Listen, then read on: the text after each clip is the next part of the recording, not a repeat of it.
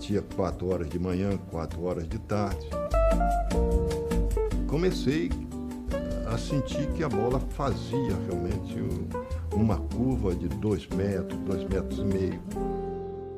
Welcome to episode 79 of Folha Seca. Today, I'm thrilled to host Francis Cagigao, a head of Global Recruitment and Strategy at Galatasaray.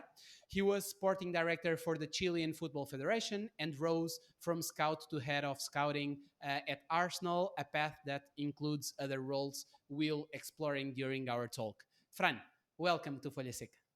It's a pleasure to be here with you, Pedro. Reflecting on your path to Arsenal, you admit that becoming a scout was something that happened by chance, as you ended your playing career at Club Lemos, then in the third division. You were already coaching one of their youth teams and scouting part-time for Arsenal in Spain and Portugal. At the Spanish side, you later became the first team coach and technical director, besides taking charge of their academy. Yet, despite these growing responsibilities, you continued your part-time work with Arsenal. You observe that, like yourself, to a certain extent, a lot of scouts are frustrated coaches, don't you? Yeah, I think there are many scouts. I think in general, there's a lot of people working in football that are or have been frustrated coaches. Certainly, that was my case. I'd had a 13-year professional career as a player and had marked my path as a coach. Had taken all my coaching badges and was a coach already at 29 years old. I had to retire after a series of ankle operations, my playing career, and that led me to accelerate the path as a coach. And at the time, as I mentioned, I was 29 years old, head coach and technical director in the third division, which was obviously a baptism of fire for a 29-year-old at the time. And in those stages, all I was thinking about really was coaching. I'd already been coaching the youth teams whilst I was playing. So a third division club allowed you to do this. For me, it came initially as a surprise when I was asked by Arsène Wenger and Steve Rowley and Pat Rice at Arsenal to take on a job.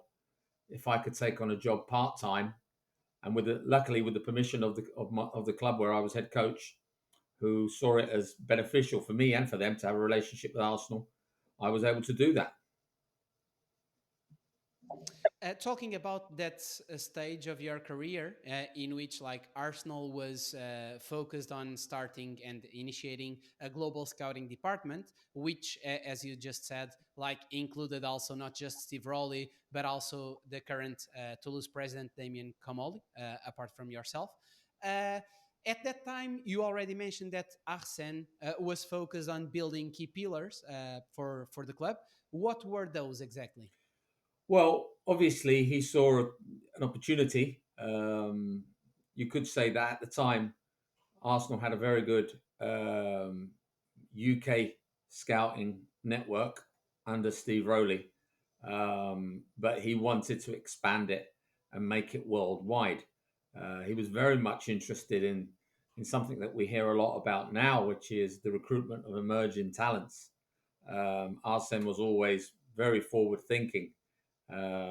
So he explained to us that despite the fact that the club was a winning club and had to fight to win the title every year, had to fight to be in Europe every year, it must also fight to try to recruit the best young talent from anywhere in the world.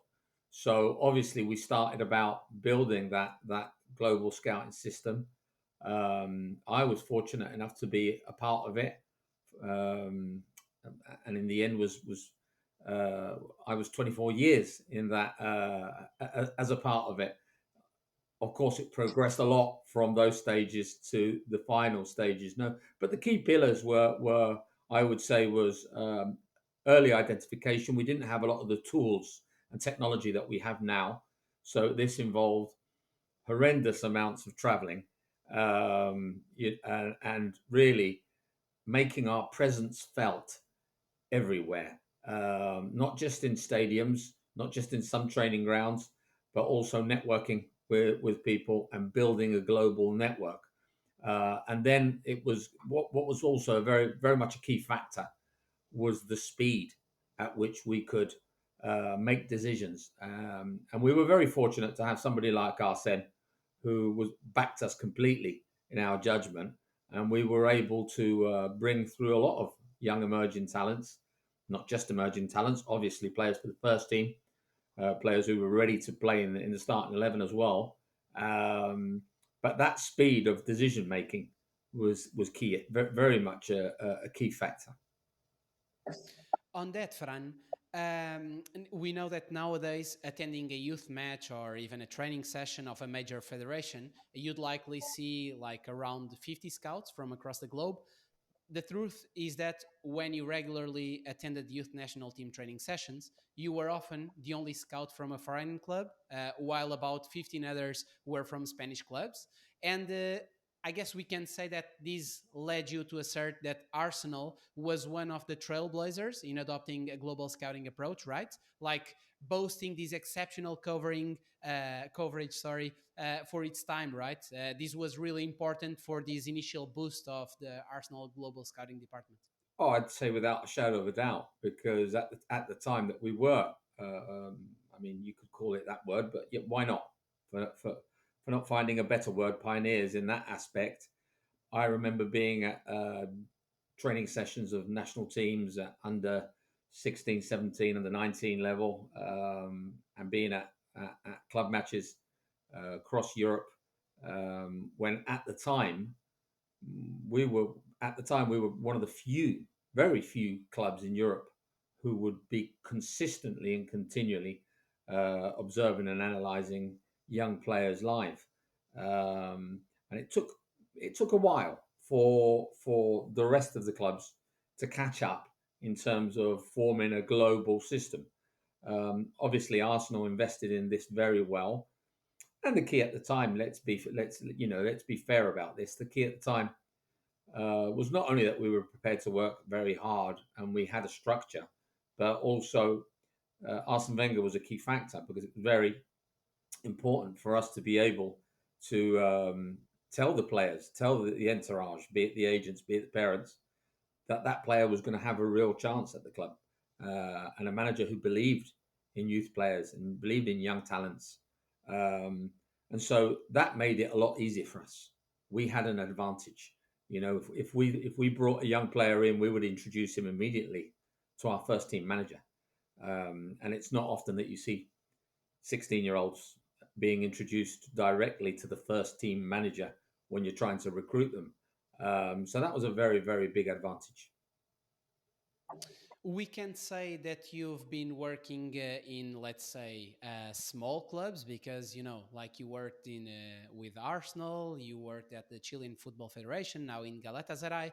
But the truth is that you believe that developing a scouting department helps minimizing errors and responding quickly to the market demands. Even though in big clubs, you admit that the focus often leans more toward filtering out less suitable players instead of acquiring top talent. Could you elaborate a bit on this? Yeah, I mean, obviously, I'm fortunate in the sense that I've worked at, as you mentioned, very, very big clubs like Arsenal, now at Galatasaray. The Chilean Football Federation is a completely different thing because it's international football. I was national director of football there, so the sporting director basically for the whole country and all the national teams involved. So that's a completely different job altogether. But certainly in club football, um, you know, the football world has changed. It's evolved. I think that word can be used. Um, what we try to do now is I would say it's very important to maintain the essence of the game. So whereas before it was all about the essence of the game because we didn't have the technology, we didn't have all the possible filters and platforms that we have now, which not just enable you possibly to have more scope in the players that you're looking at, but also reduce costs, travel costs certainly, and also time and money. You know, but I would say that finding the balance between what is purely the essence of the game and what now we see as very much a data-based approach to recruitment, I'm a very, very firm believer in that you have to balance the two, and you have to find the right balance with the right type of scouting structure, the right type of analytical structure, the right type of data metrics and parameters which suit your club via filters. They have to be very, very much tailored to your club's structure, way of playing, football philosophy or ideology. I prefer to use the word ideology. Um, but, it's evolved, but the principles are still the same. And still getting back, Fran, to Arsenal's to the period you've been working at Arsenal, which was quite long, I would say. The autonomy Arsène Wenger granted Arsenal scouting department was significant, even allowing you from a certain moment on to decide on young player signings within a set budget. This freedom combined with a clear understanding of the type of player needed to fit the club's football culture and ideology was crucial, as you mentioned at some point, for the department's success. So, again, do you agree with these? As because I was mentioning that you mentioned this at some point, but would there be other key elements that contributed to this excellence? You believe? Well, I would say, I was there 24 years and went through a variety of roles, be it in scouting, be it as head of scouting recruitment, head of scouting in certain areas, opposition analysis in Champions League, um, focusing on young emerging talents, but also focusing on ready-made and ready available first team players, some with more investment, some with less investment. I think number one, yes, he allowed you the scope and the freedom to work within the structure, but it was a very good structure. You knew your boundaries, and within those boundaries, you were allowed a lot of freedom to be creative. Um, and, we had some really good people. People tend to ignore, I would say, in life now, that whatever we do, it's about people and finding good people, trustworthy people, people with knowledge of the game, people with a very strong work ethic, and aligning those people to the club's culture and the club's ideology um, is very, very, very important. And we managed to recruit, before we recruit players, we managed to recruit some fantastic scouting staff and people within the network. And I would say that, some of the people I worked with there and some of the people that worked under me as well in the later stages were some of the best scouts I've ever seen in my life. Because not only were they hardworking, they were committed to the club, they were honest, they were trustworthy, and they were very football knowledgeable. Now in an age where we tend to give a lot of scope and a lot of importance to the word analyst, we must remember what a football scout is. He is a football analyst, be it live viewing, be it on screen viewing. He is a football analyst. He's a player that he analyzes football players, or in some cases, analyzes opponents, analyzes teams.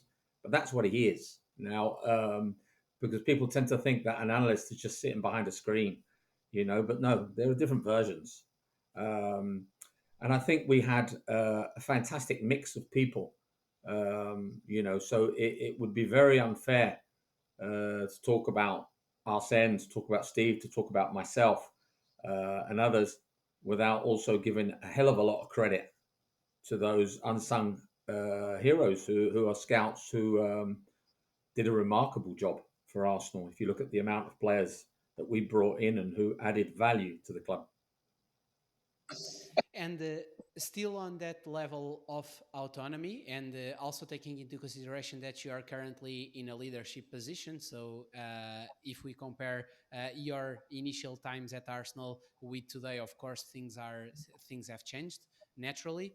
Um, at some point, you mentioned that you believe that that high level of autonomy, without it, you wouldn't have been able to grow. So taking into consideration both your initial perspective when you started working on scouting and even today, again, in this leadership role, why do you think that? Like, and how much is important for you to give this kind of autonomy to the to people working with you? Well, I believe it's like in life. I don't think football's any different. You know, you if you believe in somebody, if you trust somebody, you have to give them a certain amount of freedom, and especially if you see somebody who's talented and with a very high work ethic, you have to let him off the rope. You have to let him roam, because if he's creative, he needs space in which to be creative. I don't think it's no different to any other job or any other factor of life. If you trust somebody, if somebody is honest, um, you need to let them work. You need to give them their space within a structure. So it's very important that the structure is strong, that you have a platform from which to work, and that the guidelines are very clear. But once that's established, then you have to let people work. Then, of course, there are a lot of factors which, towards the end part, we could talk about decision making. How much role are they involved in the decision making part? Then there's many other factors that come into play: finances, contractual and legal um, situations. So, but certainly at the base of the pyramid, you need to have dynamic, hardworking, knowledgeable people. And as I say, we had it, and towards the end of that 24-year period at the club, we had it combined with what was probably at the time very state of the art data and data filters. And we had set parameters and metrics, which were, of course, very aligned to the footballing culture and the footballing ideology and style of play of Arsenal Football Club. Speaking with you, one can tell that for you it's important to remember from time to time that scouting departments don't sign football players. Even with the approval from the first team coach or higher ups, various factors can block a deal to happen. Like in any case, to enhance the success of player recommendations, you find it effective to involve two committees in the evaluation process. So I guess that one we can say that firstly, a technical committee within the scouting department that meets every 3 to 4 weeks to brainstorm potential players. And secondly, a transfer committee, similar to the one that operated during your last 6 to 7 years at Arsenal, consisting of the head of scouting, the first team coach, the head of data, the CEO. So in your workflow, how important is it to have this kind of committees?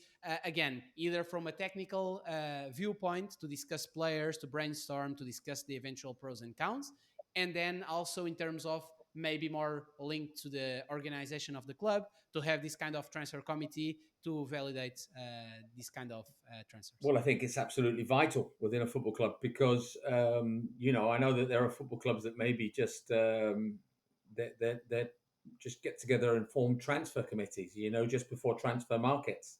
But this is very much an ongoing process. It's a culmination. When a club signs a football player, it's a culmination of a lot of work, of a lot of hours of work, of a lot of analysis, of a lot of study, of networking, of PR work, inclusive, you could call it. Because one thing is to identify, another thing is to recruit. And obviously, there are so many factors involved in getting a deal done and getting something over the line. But certainly, it starts with those with a lot of contact in the identification period, in what you could call a gross identification period, then a net identification period, be it live scouting, be it deep analysis, be it data filtering, to be able to get to what you would call your ideal target or shadow squads, and go from there and evaluate those squads consistently with your scouting team, with your recruitment team, until you propose recommendations in those technical committee meetings. But of course, the technical committee meetings are not just for the transfer market. They're not just for recruitment purposes. There are other aspects involved as well. But certainly, I think that is what you would call alignment, and alignment at a club is absolutely vital. I mean, there could be clubs that don't believe in that way of working, and that's fine. Everyone has their method, everyone has their way of working. I certainly believe in that way of working. Of course, that working for so many years at Arsenal again, like you have tons of histories, but I would say that maybe it's worth hearing from you in first person, the ones that it wasn't not just supposed to be Cesc arriving, right? Because I guess it's linked also with representatives, with work permits. So maybe for the ones that still don't know this history, I think it would make sense for the dimension of the guys we are speaking about, if you could just elaborate a bit on this story. Yeah, I think it's quite well known, but that, you know, we were I would say very, very close to bringing in 3 players from that same under-16 team at Barcelona at the time. We managed to sign Cesc Fabregas. You know, I'd seen him at 15 years of age in that team, which was a remarkable team. And we had Gerard Piqué at the club. There was an issue, contractual, age-related issue, of course. That Ferreira for B, that didn't go ahead, which was very disappointing because we had the player. The player wanted to come. His family wanted to come. And for you could call it bureaucratic reasons, we weren't able to sign him. And then, of course, you know, something that would have been a complete game changer was, you know, we were very advanced in talks with Leo Messi, and I was very advanced in talks with his agents at the time. And there was some interest from their side, but we quickly saw that the work permit issue, be things how they were in England at the time, was going to be impossible because, to be fair, and I think this has been documented, so I can say it, his work permit or his permit issue in Barcelona at the time wasn't even fully regulated. So that was something that quickly was off the table. But yeah, it would have been nice, of course. You know, it might have changed the recent history of Arsenal Football Club, but who knows? But yeah, I mean, I think what was key to that was getting in very early because, you know, there's a lot of clubs that won't look at under 16 football.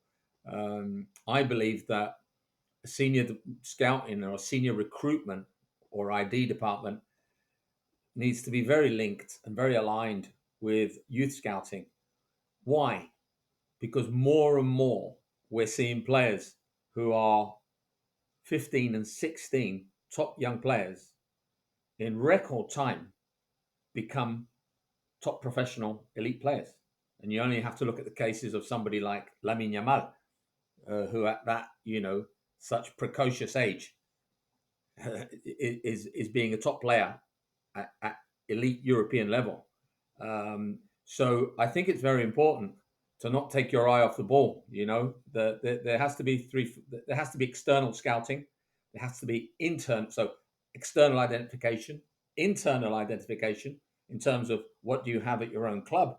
Maybe you're looking outside when the answer is there in your reserve team or in your youth team. And also, you have to very much look at those emerging talents, and you can see the velocity at which a player goes from being an under 16 youth player to being a first team player now is being drastically reduced.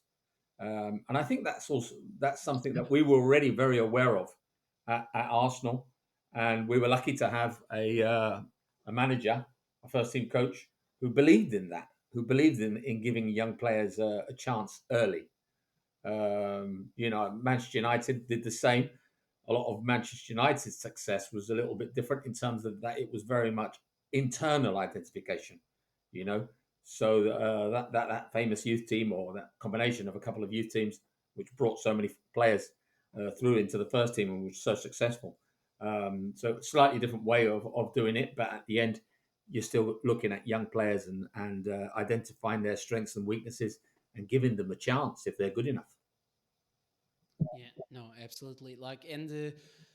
Moreover, as its main priority should be to harvest, as you put it, it's important for management to grant the scouting department the autonomy, also with a dedicated budget, which will naturally vary based on factors like department size.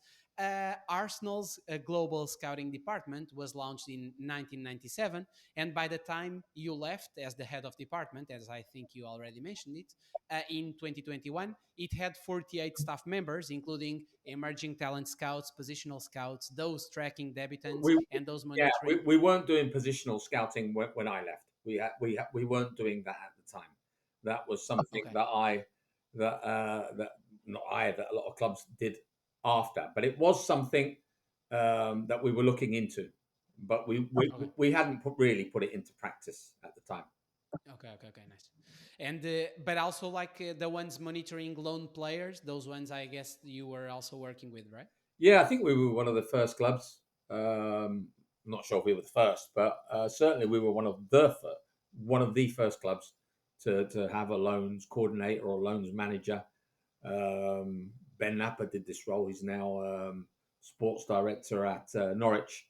Um, and I mean, even before Ben, we had somebody who didn't hold that title but was doing that role. In fact, two different people were doing it, not with a confirmed title, but we were very much, we had already entered the stage where we had a lot of young players who were doing very well. They were just off the first team. It was no good for them to continue playing reserve team football or under 23 football. And you had to throw them out into the what I would call the real world of football, and so that they could get a few scars, football scars, and be first team ready, or in the case they were not to be, at least increase the value of the player to be in order to sell him. But when we talk about 48 staff members, Fran, certainly really far away from the number you work with currently at Galatasaray. Not to mention Chilean Football Federation. We will get there.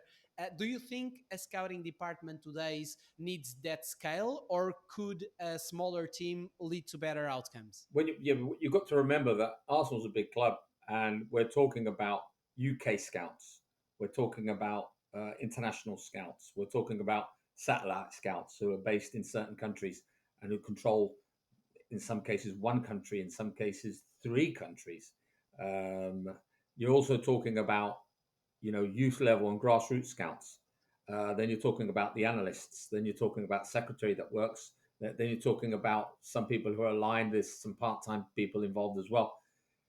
So obviously, you build a very, very big platform, which enables, in this case, imagine the youth academy to identify the best 12-year-old player in Dundee, for example. So I think it's very important. It's a very, very, very competitive market, and certainly I think that at that time we weren't the only club with this kind of structure. There was more clubs, certainly in England, with this structure. I know that there were some clubs in Germany with that kind of structure as well. Um, possibly, possibly too many, because now with data and with the filters and the platforms and technology that you have, it saves you a lot of time. But certainly at academy and the grassroots level, you have to go and watch the players play. And there has to be scouts watching these very, very, very young players play. And in some cases, if you don't get this player very young and bring him into your club very young, you lose him. And so a lot of those players. I mean, it's not to say that a player who's identified at 12 years old, who is a top talent at that age, who's above the level at that age, will necessarily go on to be a first team player. But of course, if you're capable of bringing a certain amount of players of that level in, the percentages rise. So certainly you have to have a structure in place. The amount of people that you use, that's only significant in terms of structure and the ideology of each club. I think the most important thing is dynamism. How dynamic are you? What's the club's work ethic? What the basis of your recruitment? What's your identification philosophy? Do you have very, very clear set values in terms of what type of players you're looking for? Players who will fit the culture of your club. Certainly, the younger they are, maybe that's less important. You're looking for talents that stand out, players who you think will progress technically, especially, and physically. Then there's a lot of other factors that come into play as they get a little bit older. So I think it's not so much about the number of people that you have in a department. I think it's more about how dynamic that department is, how knowledgeable that department is, and how efficient that department is. And if you can do that with 10, or if you can do that with 7, plus the use of whatever platforms you're using, which everybody is using now, then so be it. There are clubs who have worked extremely well with very streamlined operations. There are examples in many countries of clubs who have very, very streamlined, very skinny departments, let's call it, yet have been incredibly efficient and incredibly successful in the transfer markets. So it's not so much about the scope and size of a department. It's more about, in effect, how efficient it is. Yeah, no, exactly. But exactly on that, I was wondering if a big structure can put some difficulties on the efficiency of the decision, because I imagine, and also having worked in scouting already, you tell me your vision. But if you work with 50 people, maybe the velocity of the decision eventually can be a bit can take a bit longer. I don't know, of course, as you mentioned, it depends on the context, it depends on the club.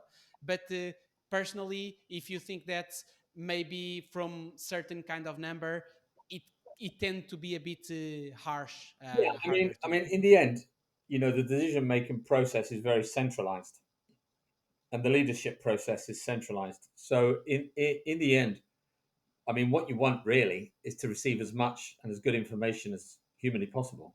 And now we have also a lot of data. So it's about how you process that information and how quickly you process that information. Personally, for me, it's very important to be able to pick up the phone immediately, call one of the collaborators or one of the scouts and get immediate, precise information, not only about the player, um, which of course you're getting anyway via reports, via clips, via videos, via analysis. But in some cases, there may be players you don't know about in leagues which are not so, let's say, not such big leagues, and leagues which have a little bit less scope for television and a little bit less scope um, in terms of how established they are.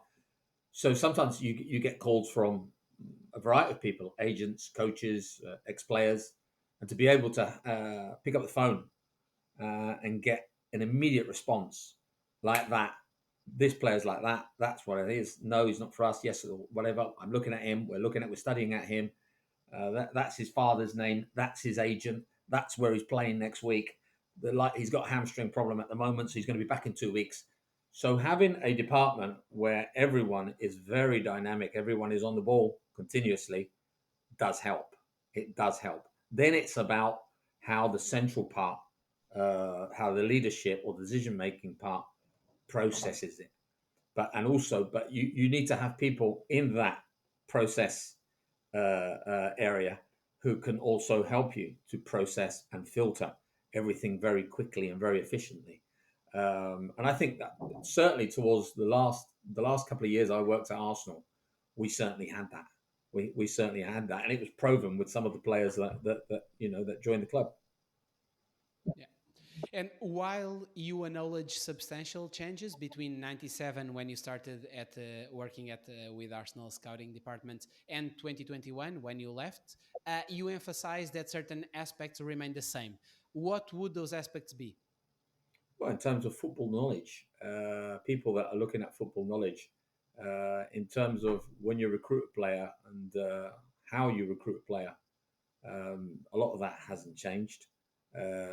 We live in an environment where you need to make good contacts. You need to have people skills. You need to establish very good lines of communication, be it with agents, be it with other clubs, be it with within your own department. So there are things that are never going to change in terms of uh, if you've identified a player that you think is a good fit for your club. Now is the recruitment process, making him want to join the club or getting him to join the club and going through that process until he signs a contract or is registered for your club. I don't think there's too much of a change in that aspect. Um, Certainly, probably the size and scope of the operation may have changed. Maybe there's the balance has shifted more towards data, less towards scouting. Possibly, I don't know because I don't work there now. But certainly, there are factors which are going to be exactly the same. Because that's what I was saying at the beginning. The essence of football. We can't lose the essence of football. Yes, we have a lot of data. Yes, we now have artificial intelligence. We have game intelligence. Um, we have a lot of filters which can help us be more objective. But this still has a degree of subjectivity about it. We're still talking about humans. We're talking about human performance. We're talking about human values. We're talking about adaptation of players. We're talking about character and personality of players. So there's things that are not going to change in this. In an ever evolving, competitive, and dynamic industry, there are things which will continue, factors which will continue to be the same. This is still a sport. It's still called football. It's still about talented players, and it's still about human beings. And speaking about that particular role that you've already mentioned throughout our conversation, that you had for 7 years, which was a Champions League opponents analyst and assessor, uh, how did this role? Because if I'm not mistaken, it gave you a bit back that coaching sensation that you like so much, right? Because in the past you were thinking about being a coach full time. So how did this role about maybe not focusing on individual players, but on it making an analysis on a team level? How did this eventually helped you in your scouting perspective throughout your career? Well, I think it helped me enormously in the sense that I was given that sort of second job, which was I was only analysing our Champions League opponents. So, and I did that for quite a number of years. Those was back in the years where we were using pen and paper and writing written reports on pen and paper and faxing. With the set pieces. Yeah, with all the set pieces drawn, taking a camera and taking pictures, taking lots of quick shots to then analyze them one by one at home, draw the diagrams, and we're talking about maybe 40 pages of A4s of football pitches with all their diagrams, with movements of players, with lots of written content, and then faxing that through sometimes, in the middle of the night, because they would want to start looking at the videos and start building some sort of video format. So obviously that evolved and now has evolved greatly because you have the tools and the platforms to be able to make that very quick, very efficient, luckily. But back in the day, it was a lot of work because, you would remember I was doing, I was heading various sectors of scouting at the club at the same time. So you'd be doing that, you'd be traveling to those games, you'd be fitting in all that work on analysis in between. Sometimes I look back and I think, when did I sleep? And one of the I loved it, changes by the you've way. noticed. I loved it. I loved it because, as you well said, it allowed me to stay in contact with the tactical side of the game. With the analysis of the collective side of the game, and that for me was very important. I liked doing that very much, which is actually why I did it for so long. No. That's clear. And one of the changes you've noticed is how young players, now earning significant money early on, lots of times, are more likely to lose focus. That's why when scouting, you look out for drive, ambition, intelligence, believing it's very important for players to understand their strengths and weaknesses to keep improving. For elite performers, a mix of talent, strong mindset, and minimum physical attributes is key, given the game's speed and intensity. Based on your vast experience, what specific technical and tactical skills set top players apart? Well, I would say that when you get to a certain level and you're looking at players, I think that, at a certain level, they're all going to be technically efficient. At a certain level.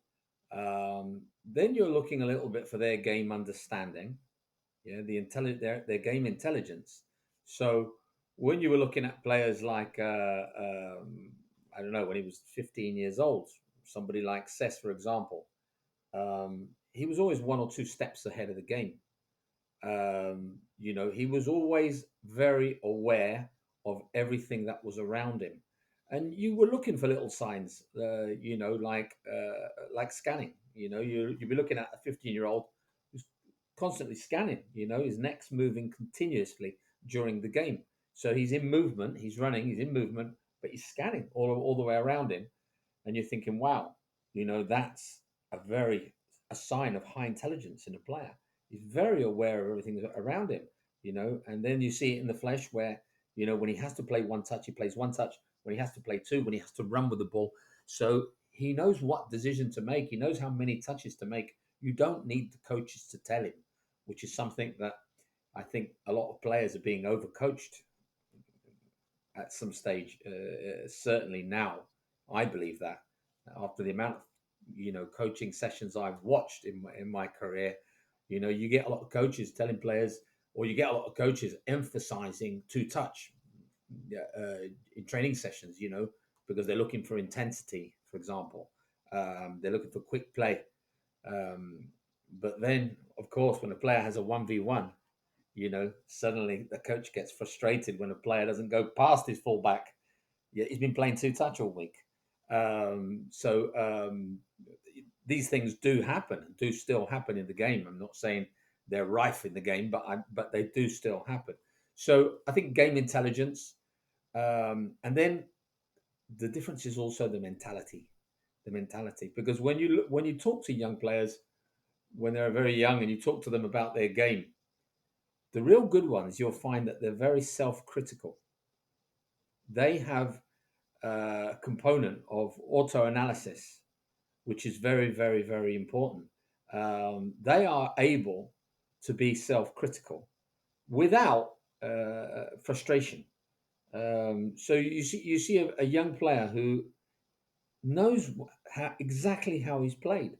I always tell a story that when I was a young football player, I think I was 13 or 14. 13. It was before I'd signed for Arsenal as a youth player. My dad, my father, who'd played himself, used to come and watch the games when he could get time off work, and he was sitting in the car. And after the game, I think I'd scored 2 or 3 goals in the game that we'd won, a youth game. And I asked him how I played. How do you think I played, Dad? And he said to me, you know how you played. You don't need to ask me how you played because you know how you played. He said, so the one that needs to be happy or not with your performance is you, because you know perfectly well how you played, and you don't need me to evaluate your performance.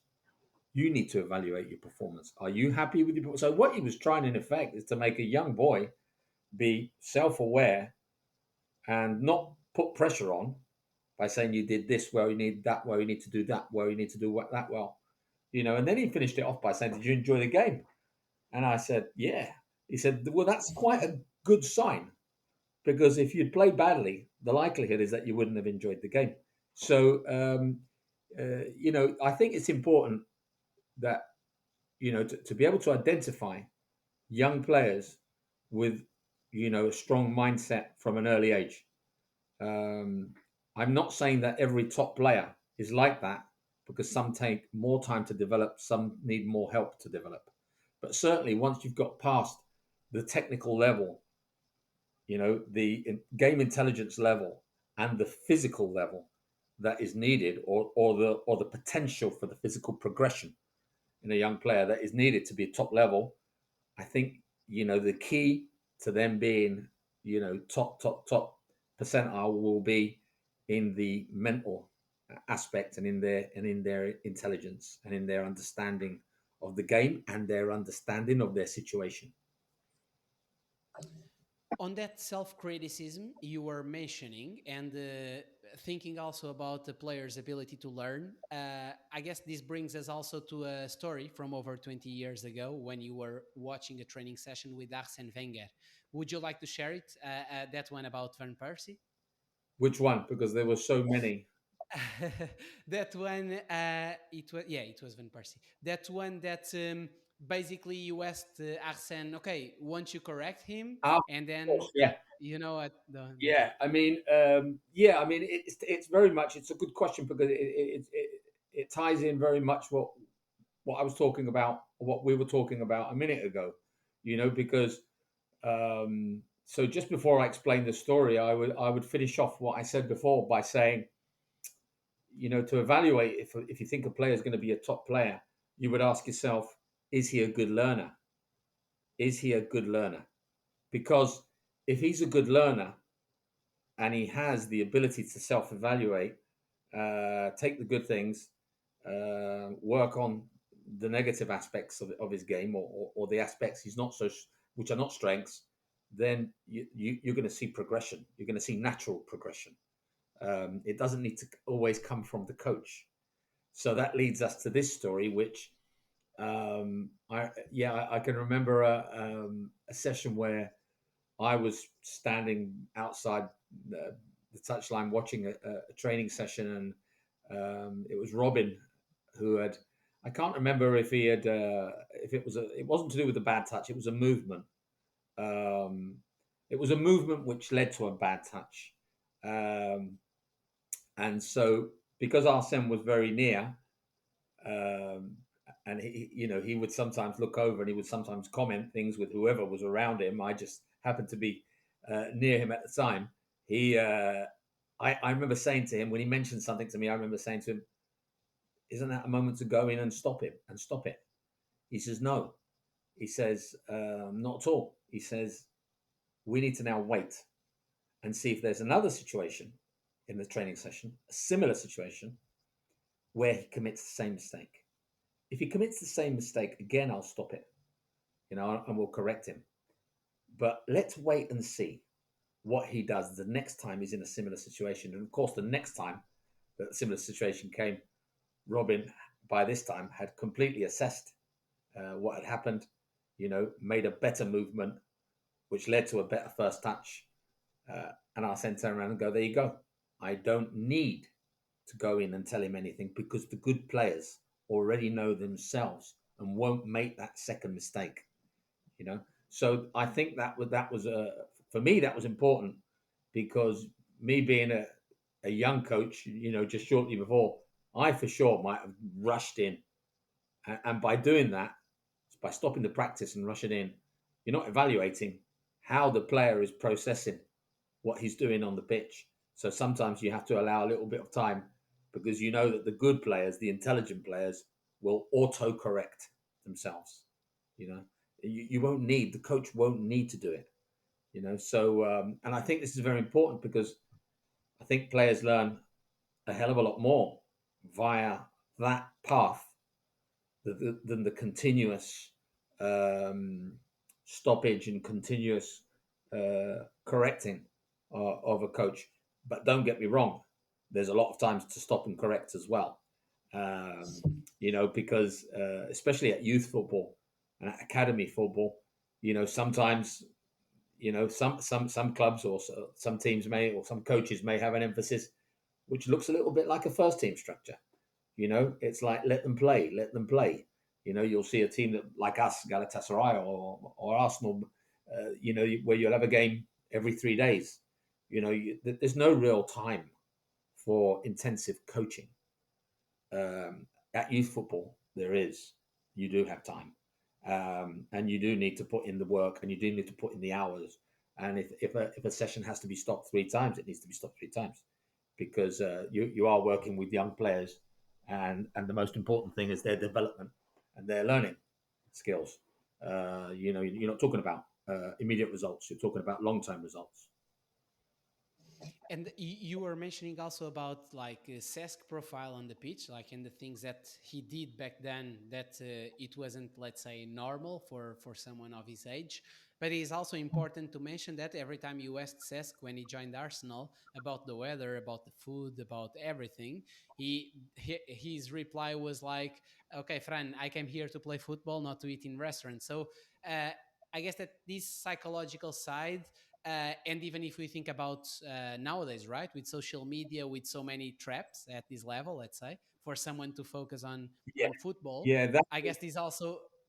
Uh, yeah, that was an eye opener, especially for such a young player. I think we saw it afterwards as well with Gabriel Martinelli. You know, when Martinelli came, very similar mindset.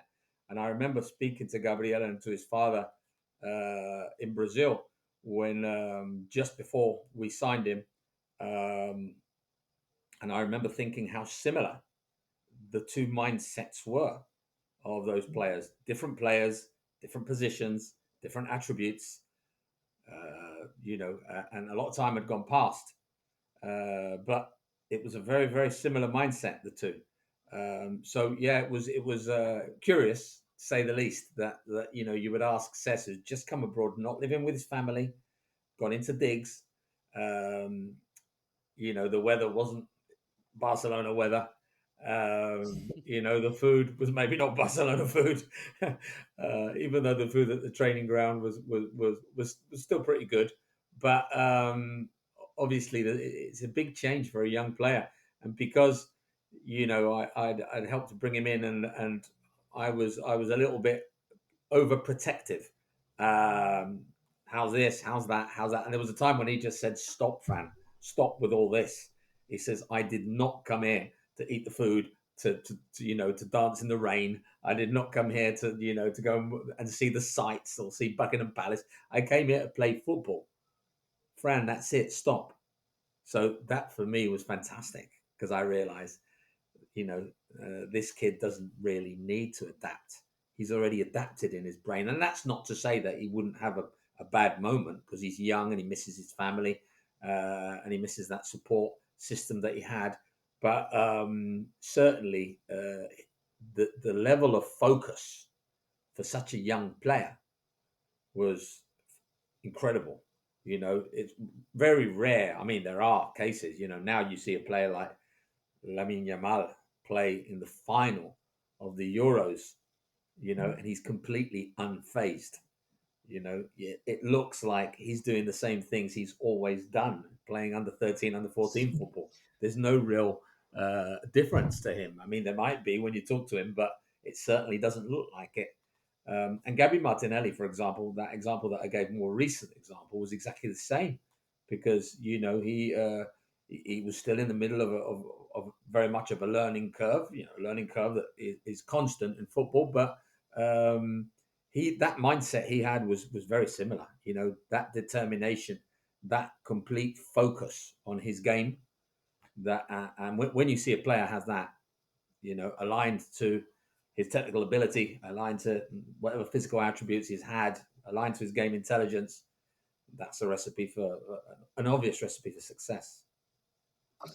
And Fran, if we focus on the technical abilities and also tactical abilities, there are some attributes that we know that are key for a top footballer. If we think about, let's say, the first touch in the ball, just making a quick exercise based on a couple of positions, let's say like a central defender and a defensive midfielder, taking into consideration these two positions in the field, what are the characteristics, the skills, the attributes you mostly focus on, and which kind of attributes do you try to avoid, if you know what I mean? Like, let's say the pros and cons when you scout a player for these two positions, just to make some examples. Yeah, I mean, a centre back is always a position where you're invariably involved in a very much a confrontational duel constantly in a game. So I think the awareness of space, of your space, of the space that you're allowing your opponent, usually a striker, spaces in terms of where you have to run into, where you don't have to allow him to run into, um, reducing space. Um, so that game intelligence, which some defenders have it naturally, and others, yes, they need to be a little bit more coached and worked on to understand those areas better. Time, space, angles, body positioning, all those which can be encompassed within individual tactical attributes. So you would look very much at the individual, not so much the collective, the individual tactical attributes of a player. His game awareness, his game intelligence. Um, you might see a centre back. Of course, if you are an attacking, expansive team that likes to dominate possession, invariably you're going to hold a high defensive line, and you're going to be giving away a lot of space in behind. So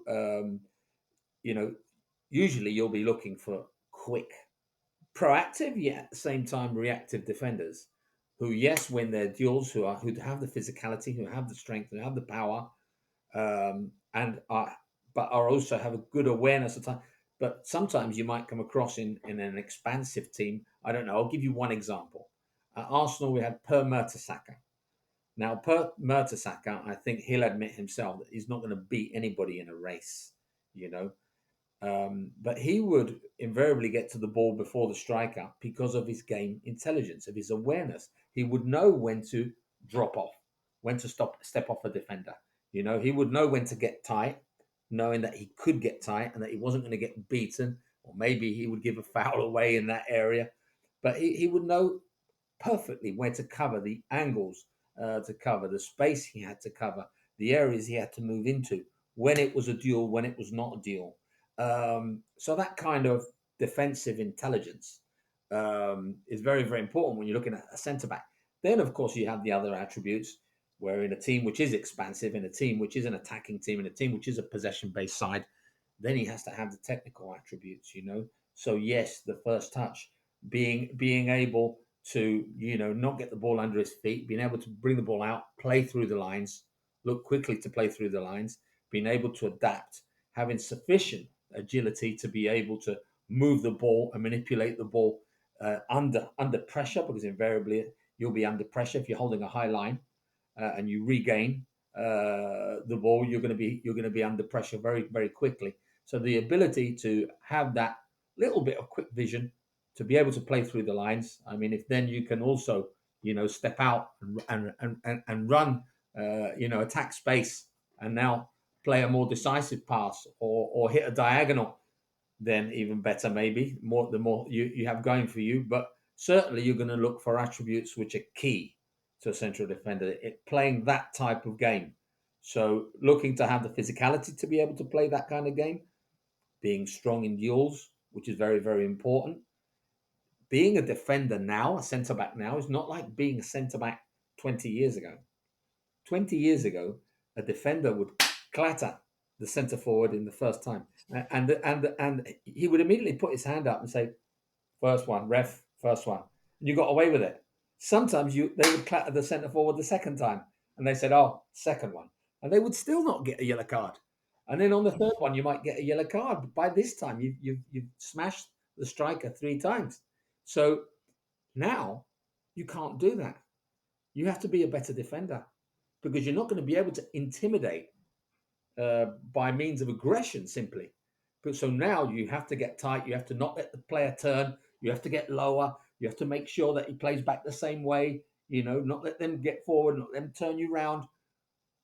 And you don't give away that foul because maybe the first foul you make is a yellow card.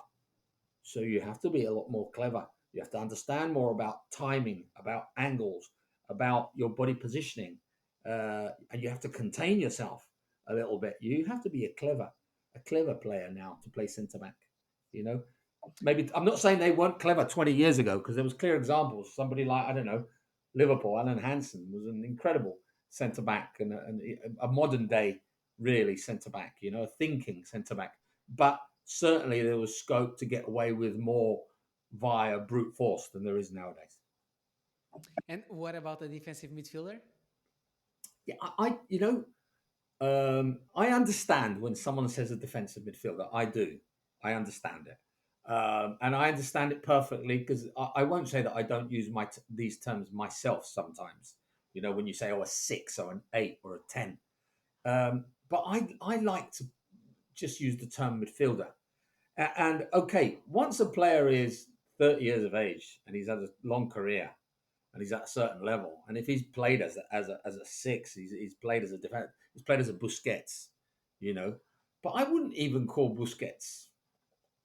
I mean, it would be embarrassing to call Rodri a defensive midfielder because he sets up and attacking movements and he sets up attacking patterns of play so quickly, and then joins in as well. So for me, it would be an insult. I would be insulting somebody like Rodri to call him a defensive midfielder. I think he's just a very good midfielder, more positional than other midfielders. Yes, more positional. But I look at midfielders, but okay, I understand the question. I do understand the question. So a more deep lying, what a lot of people would term a number 6. Okay, well, I mean, number one, you're in a position where, let's say that a lot of pressure, once that ball goes forward from the back line into the midfield line, invariably you're under a lot of pressure. So one of the things that you have to do is be intelligent in the angles of the passing angles and the passing support. Again, you're talking about somebody that must be very intelligent because if you lose that, there's a very quick transition. So in that area of the field, you have to be able to make space for yourself very well, make space to receive, and know that when you can't receive, you have to make space for someone else to receive. So you have to be thinking a lot about what you're doing off the ball to be able to then be very efficient when you get the ball. Then also you have to be thinking always about other players' movements because maybe are you too in advance of the ball? And if that team needs somebody to sit a little bit more so the ball can come back into them, to change play, for example, or change an angle of a pass, and also at the same time thinking about if there is a transition, am I well positioned, to stop that counter attack? So you need a player a modern day player in that position needs to be thinking about his positional play, needs to be thinking about his first touch, his use of the ball, the quality of his passing, because at the end of the day, you're still a midfielder. You need the quality of the passing, the quality of your first touch, the quality of how you set things up with teammates, how you combine and link up in tight spaces. A lot of the times under pressure is very important, and also a degree of responsibility within the team because you know that there's a lot of people, especially a lot of players, especially in an expansive team, who are getting forward. Maybe the right back's gone, maybe the left back's gone as well. So you have to know when do I drop off a little bit more? When do I push on a little bit more? What spaces do I have to occupy? So that's why nowadays you call it, positional central midfielder because he's very much thinking about what spaces and what pockets to occupy continuously. And Fran, since it was so many years at Arsenal, there is still just a couple of questions on that. Like, for instance, you spent 10 years at Arsenal, you say, focusing on talent over specific metrics, but eventually you noticed that while you could compete technically and tactically, clubs with more physical players began gaining an edge. Though you believe parameters shouldn't be rigid, you stress the importance of knowing what's needed at the top level. For example, a slower player, as you say, may struggle on the wing, but if he excels in quick decision making and vision, he might stand out centrally. Should these parameters adapt to the first team coach, or should the coach adjust to them, in your opinion? At Arsenal, it was different because you had a coach, you had a manager who was there for such a long period of time. So you could say to a point that even though Arsenal were a great club, a fantastic institution, a club with a rich history, they certainly didn't have the level of success they had under Arsène. Um, still haven't had, to be fair to Arsène. Um, I think Arsène was a creator in the sense that he created a different football culture at Arsenal. If we remember, and I grew up in it, the football that was played before he arrived, it was a very compact 4-4-2 defensive style of play. He turned it into a very expansive, very open, much more free flowing, which also led to a very very quick, efficient transitional team as well, especially with the players that you had and the speed and the pace of players like Thierry Henry and the speed and of thought and the quickness of vision of players like Bergkamp, and Robbie Pires and more. But so I think at that time, you know, talking about metrics and talking about parameters was not so. It was very clear and evident the style of play. Um, I think it was just a little bit more. We entered a phase where the club was building a fantastic new stadium, which was an absolute necessity for the club to survive, which cost huge amount of money. So this effect affected the manager's transfer budget immensely. So we knew we had to go, and we were given very clear instructions that we had to go for younger players. We had to look for, bargain bucket players in the sense, it's a bad term, I know, but players that were in the, one free transfer to 5-6 million bracket, young players, top young emerging talents. That didn't change. The only thing is that now they were being blooded quicker. They were having to be pushed in with responsibility much quicker by the manager. So they had to be young players that we knew that were going to be mentally prepared to be able to do this. But we certainly didn't need to look into metrics and parameters too much. What we did realize is that, of course, when you bring a lot of young players in, they're not all at their physical peak because a player doesn't peak physically at that age. So I think probably, if we were to look back, and certainly I know Arsène, if he look back, the need for more power and more strength in a Premiership which was already evolving that way and becoming quicker, faster, more physical. Um, and I think maybe there um, we lost out, or we lost games sometimes to teams who were very physical. But I also think that it wasn't just the physical aspect. I think there was the maturity aspect. You would look at a lot of young players coming through because, Arsene wasn't prepared to just take a player for the sake of it for one season. If that was the case, he would very much prefer to take a young talent and give him a little bit of time and see if he could progress. It was different years before that because you would bring in a Cesc Fabregas, for example, play him at 16, but you would play him surrounded by Patrick Vieira and Gilberto Silva. So the player was very protected. I think a little bit later on, when of course the budget wasn't as big and we brought through a lot of young players, maybe there was 4 or 5 young players playing at the same time, and they didn't have that level of protection from the big senior players, especially the physicality aspect. So certainly that was something that influenced possibly the results of the last few years. But I mean, by the end, that had been something that very much been identified. I think it was just more a case of not having the transfer budget, to be able to compete with the Chelseas of the time, with Man United, with Manchester City. It wasn't so much about metrics or parameters. We talk about Arsène Wenger. We could talk also about big names such as Sir Alex Ferguson. So we always think about these first team managers from English football, but it seems that they have given way to the first team coach in the football in England. And this shift appears to reflect the growing professionalism of clubs and the need for greater specialization, maybe. Does this affect this shift from maybe manager to first team coach? Does this affect in some way scouting department's work or not? It shouldn't. It shouldn't affect a recruitment department's work. That's my opinion.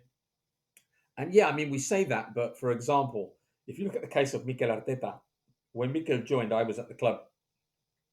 He joined as a head coach. After a year and a half, I think it was. I'm not sure if it was straight after winning the FA Cup, and I was still there, but or if it was just a little bit later. Mikel was made manager again. So but certainly I would think that the basic change. I mean, even whilst Arsène was manager his last few years, there had been changes. There was a technical committee where the CEO actually sat in on these meetings. The football operations manager or director would sit in on these meetings, scouting, recruitment, analysis. Sometimes head of academy, because maybe some of the budget that was being used to sign a young player wasn't enough for the academy, and first team budget had to be used to sign a young player. And in this case, the academy head of academy would have to be, or the head of academy recruitment would have to be involved as well. So it moves more to a less from an individual decision making process, more to a collective or technical committee decision making process. But I mean, that was already happening with Arsène. Yes, he would have the final say. Arsène and the finances of the club would have the final say. But that was already happening. But we have seen that shift in football. You're right. But I think that's probably the way to go now. I think the days of a coach or a manager who has all this power. I mean, the game has evolved. There's so much to do. There's so many tasks. It's impossible for one person now to, and that's why we have sporting directors. That's why we have heads of recruitment. That's why we have more support staff. And certainly in the decision-making process, there's a lot of factors now. There's a lot more money being paid. There's a lot more on the line. There's a lot more gambling involved in decision-making, more than what you'd think. For all the objectivity that one can have, every time you sign a football player, it's still a gamble. Every single time. Doesn't matter how objective it is. Doesn't matter the data you have. Doesn't matter how many times you've seen the player. Doesn't matter how he's performed at his ex-club. When you move to a new club and you play in a new environment and a new style and with new people and that human element and that emotion, it's a gamble. It could be a 1 million gamble. Could be a £10,000 gamble. Could be a 50 million, but it's still a gamble. Of course, the less money you pay, the less of a gamble financially. But it's still a gamble from a sport and a human factor. So it's logical that more and more groups are formed, and there's more people involved in the decision-making process. Whereas in the times of Arsène and Alex, yes, the final decision. But I mean, I don't know about Alex Ferguson because obviously I never worked at Manchester United, so it's impossible for me to talk about how they work behind the scenes there. But certainly Arsène would seek counsel from the right people. He would talk, and he was an expert in listening, and I learned from him a lot in that aspect. You would find yourself in a conversation with Arsène, and there would be long pauses, and he was very clever at using those long pauses to get you to give him more information. So it's very important, I think, for anyone in any leadership business, be it football or anything else in life, to be a good listener also, because the better listener you have, the more information you're going to get, and the more information you're going to get, you're going to be able to process more, and it's going to be able to help you in your decision making. My mum always used to say, you got two of these, and one of these. So that's got to be the ratio. Listen more, speak less. And my mother used to say it to me, and she's right. And to this day, I said it to my son, and it's I think it's the days of a lone wolf in football, be it management, be it scouting, be it in anything. The days of the lone wolf, they're dead. At the end of the day, the wolves are always better when they hunt in packs. And one thing, Fran, at Arsenal, some players outshined others in their age group. So to these guys, you gave them these talents a fast track status, moving them beyond their age group for a quicker path to the first team. And it's funny because at the club you used to compare youth development to parachuting, 10 players into a jungle, and 9 might be eaten by lions, but one would climb the mountain and survive. So that's the fears of elite football.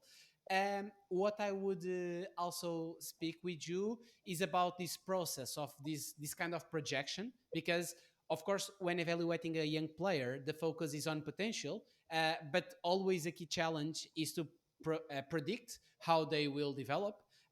While certain players may show great qualities in a specific age group, maybe others are a bit more like late matures, Developers, as I yeah. say, late developers. So, how could one improve the accuracy of these kind of projections, in your Yeah, I opinion? don't think there's one clear Bible. I don't think there's one set way to do it. I think the years I spent, at Arsenal, it was, I wouldn't say it was very systematic, but it was very evident that if a player was too good for his age group, for his natural age group, he would be pushed up. So that survival in the jungle comes a little bit from that. It's like you're pushed into an older age group where it's going to be physically tougher, where you're going to have more problems. There's going to be a little bit of intimidation. It might be that the first 2 or 3 games you're going to struggle, but then by the time the fourth, fifth game comes along, you've adapted. You play quicker. They can't get near you. You suddenly everything that you were doing before, you're doing better now because you're not playing at that level, which is in a way stifling or dragging you back even. So you have to be pushed forward. Where what you have to push a player, but you have to do so in a fairly natural way once he's young. You got to be able to know the player well, know what his mindset is like, even at a young age, and know that he can handle it. And once you think that he can handle the jump, let's go. It's not about physicality. It's more about the mental side of it. If you can handle the game at a higher level, at a quicker level, at a more physical level, go. Just go. You need to be playing at that level because that's going to make you a better player. So this fast tracking of players, this natural overstepping or not stepping on every stone, looking to take quicker steps is something that's very evident in football now, and a lot of clubs are doing it now. But I mean, but by the way, there are also clubs that don't believe in that and play players in their age group all the way through. Personally, I don't believe in that because I don't believe everyone is the same.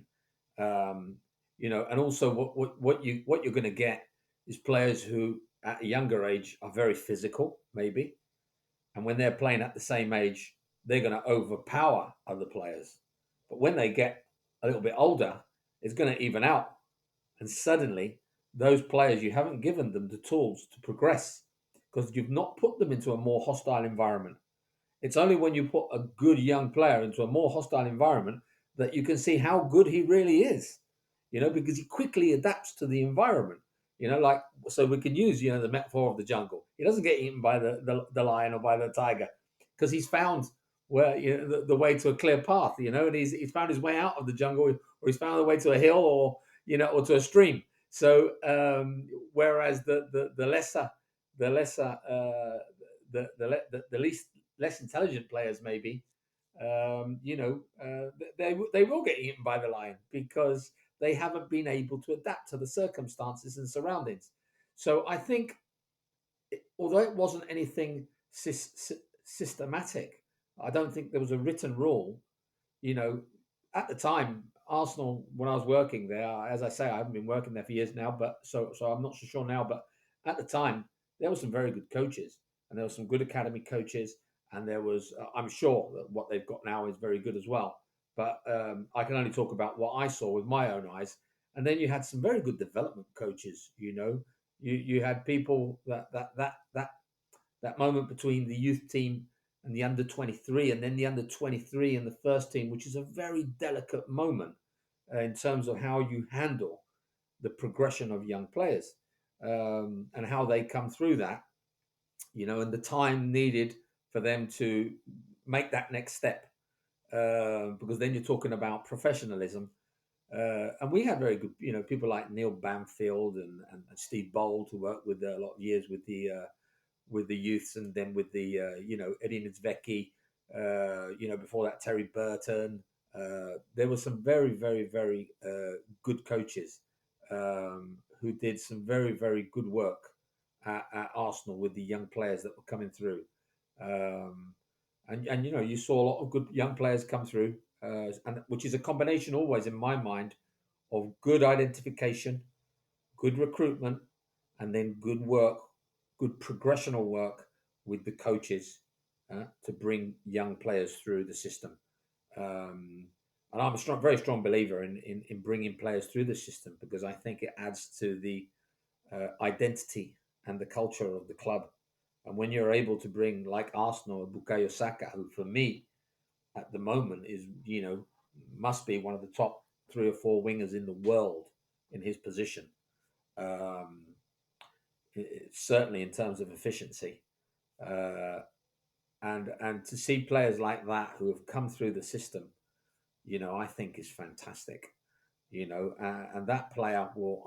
I'm not saying that the rest won't, but certainly no one will identify more with the club than a player like that.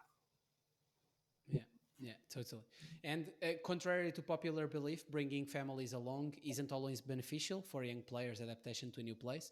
Depending on a player's character and environment, family can actually have a negative influence, as you've seen over the years. For instance, youngsters might not fully engage with their teammates or could become distracted from language classes instead of focusing on their football ambitions. And this is why you like to get to know the players early on, ideally getting to know their parents and the environment as well, right? Like this can help maybe mitigate this kind of factor. Yes, I think that's a very good point, and an issue which is always going to be a grey area. There's no right and there's no wrong. So depending on a certain player's character, it might be very important for him to, it might be good for him to go by himself because then he will engage more. Sometimes they go with their parents or with their families, and they become a little bit more disconnected because the minute instead of joining in with the group, instead of being, another one of the gang, so to speak, at a young age, young players staying together, sticking together, working together, and finding that necessary adaptation that every player that comes, especially the ones that come from abroad, need. What you'll find is that they get very disconnected. Some of them that are with the families because they go to train, they do their couple of hours of studying or what they need to do, and then they're quickly back home. Whereas the other ones will spend more time together, more time on integration. And although it might seem a tough thing to say, they will go through those bad moments, which will help them later on, or should be able to help them on. As long as there's good mentors at the club, as long as there's good people at the club. I mean, we had young players at Arsenal who, some of them, as I said, the case of Cess is very different. He adapted like that. But there was also moments when he was down, and one of us or one of the coaches or someone at the club would say, he's down, and Arsène would say, well, look, go home for 4 or 5 days. Just go home. Forget about it. Don't even train. Just go home for 5 days. Come back. And then he'd come back and he'd be fine. But finding, really knowing a player well enough to be able to advise parents, entourage, agents, how his first step should be at a club is not an easy thing to do. It's also a terrain which is a little bit dangerous because, you're talking about families. You're talking about, in the case of many young players who come abroad without that, you're breaking up a family. You are breaking up a family. But that player's making a career-based decision. But he's making a career-based decision maybe at, in the past it was 16, 17. Now it's going to have to be 18. But there were a lot of players making career-based decisions at 16. And when you look back at it, it's a little bit crazy because I know how my son was at 16, and I don't think he would have been ready. But to think that so many of these players did come at that early age and did come without their parents and did go on to have remarkable careers.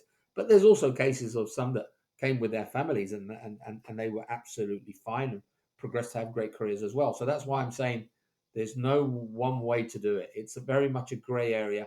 And you have to try and get as much information about the player.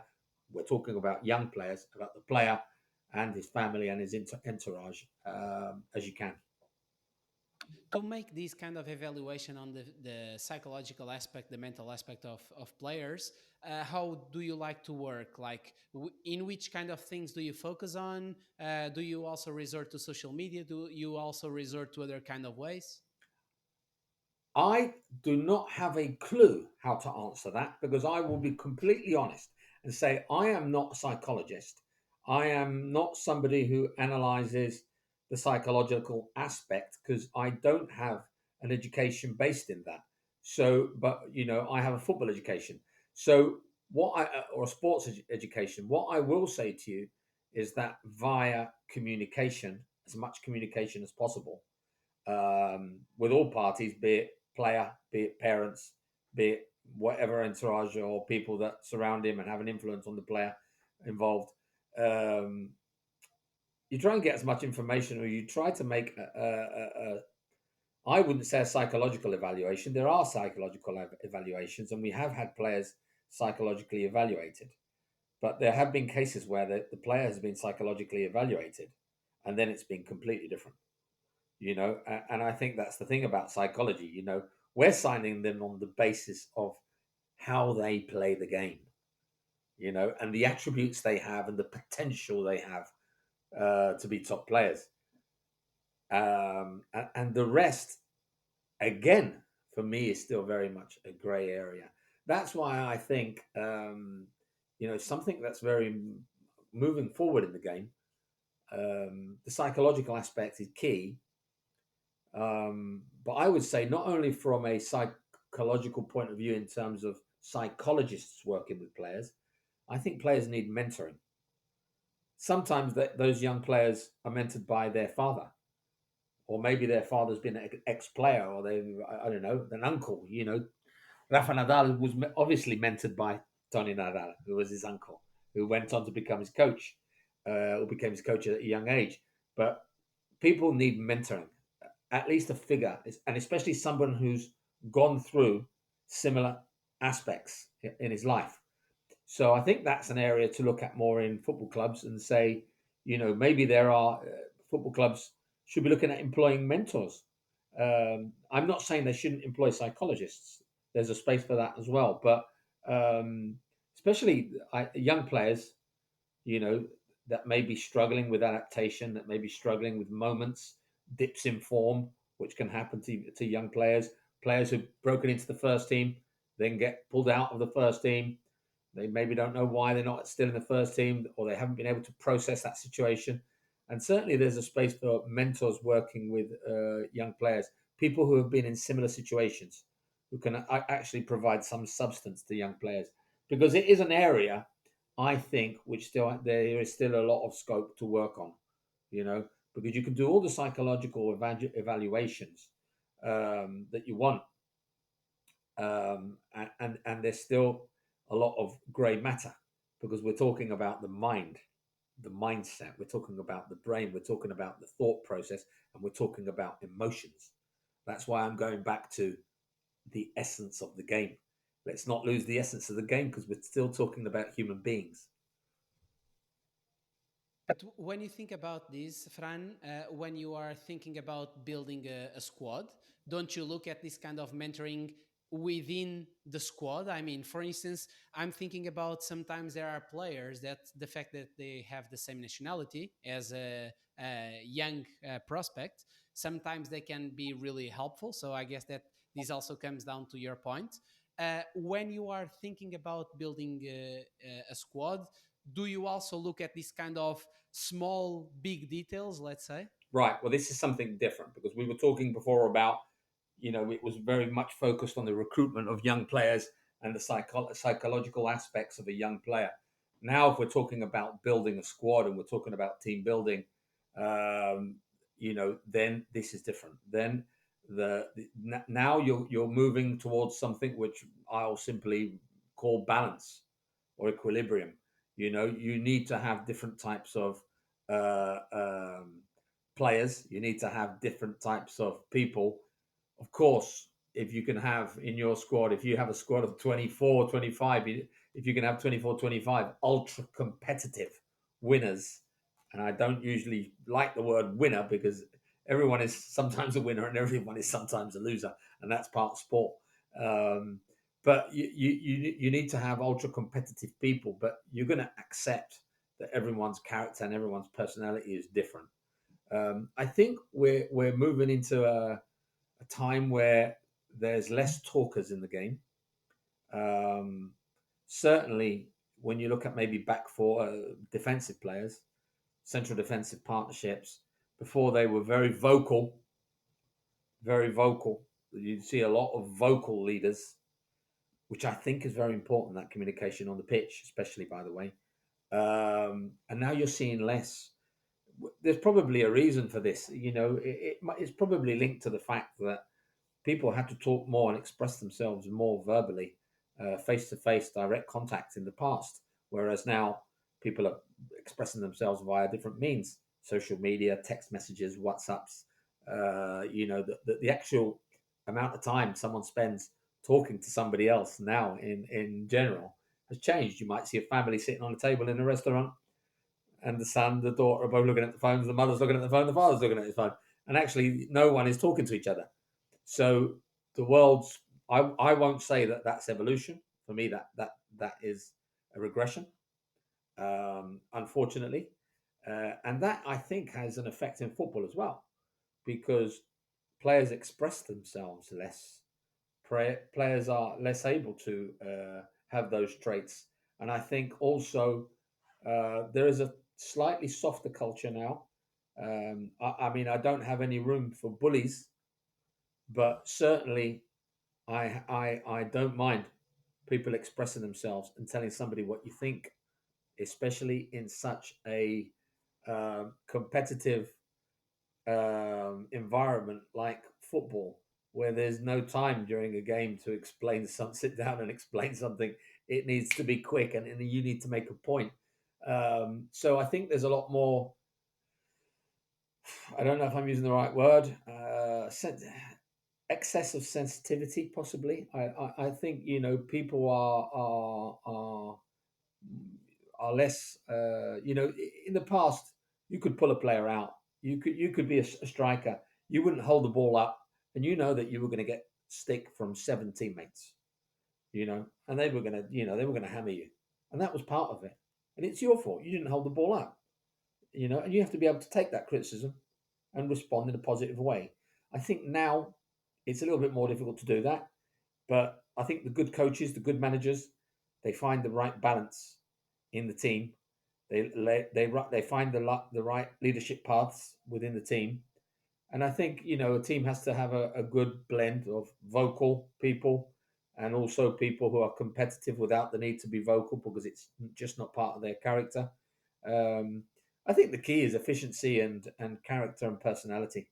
I'm not saying that you have to shout and scream and smash down doors to be a leader, but certainly you have to have personality, and that can reflect itself one way or another.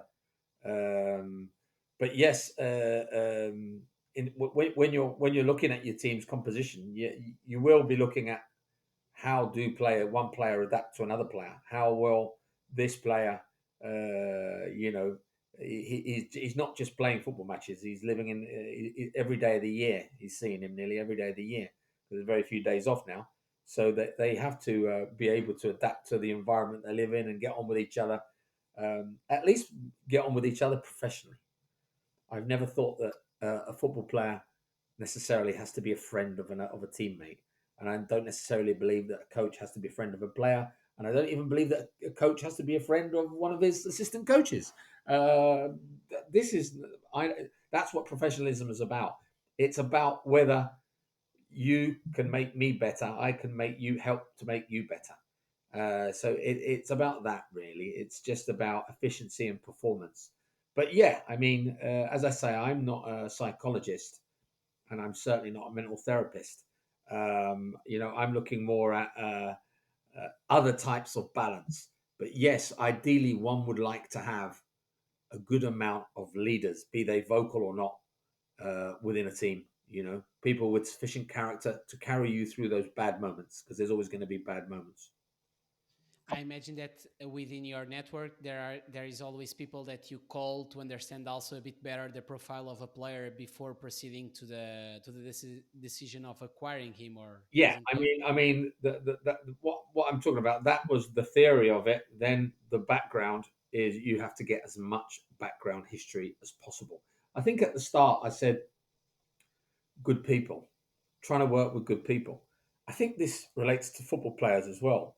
You know, once you've crossed that line and you're on the pitch, it's okay. You can be however way you were. I want you want the player to be ultra competitive, and if he's a nasty so and so on the pitch, he's a nasty so and so. If it's for the benefit of your team, you don't care. But I think within a group, if you can have genuine good people, honest players, honest staff.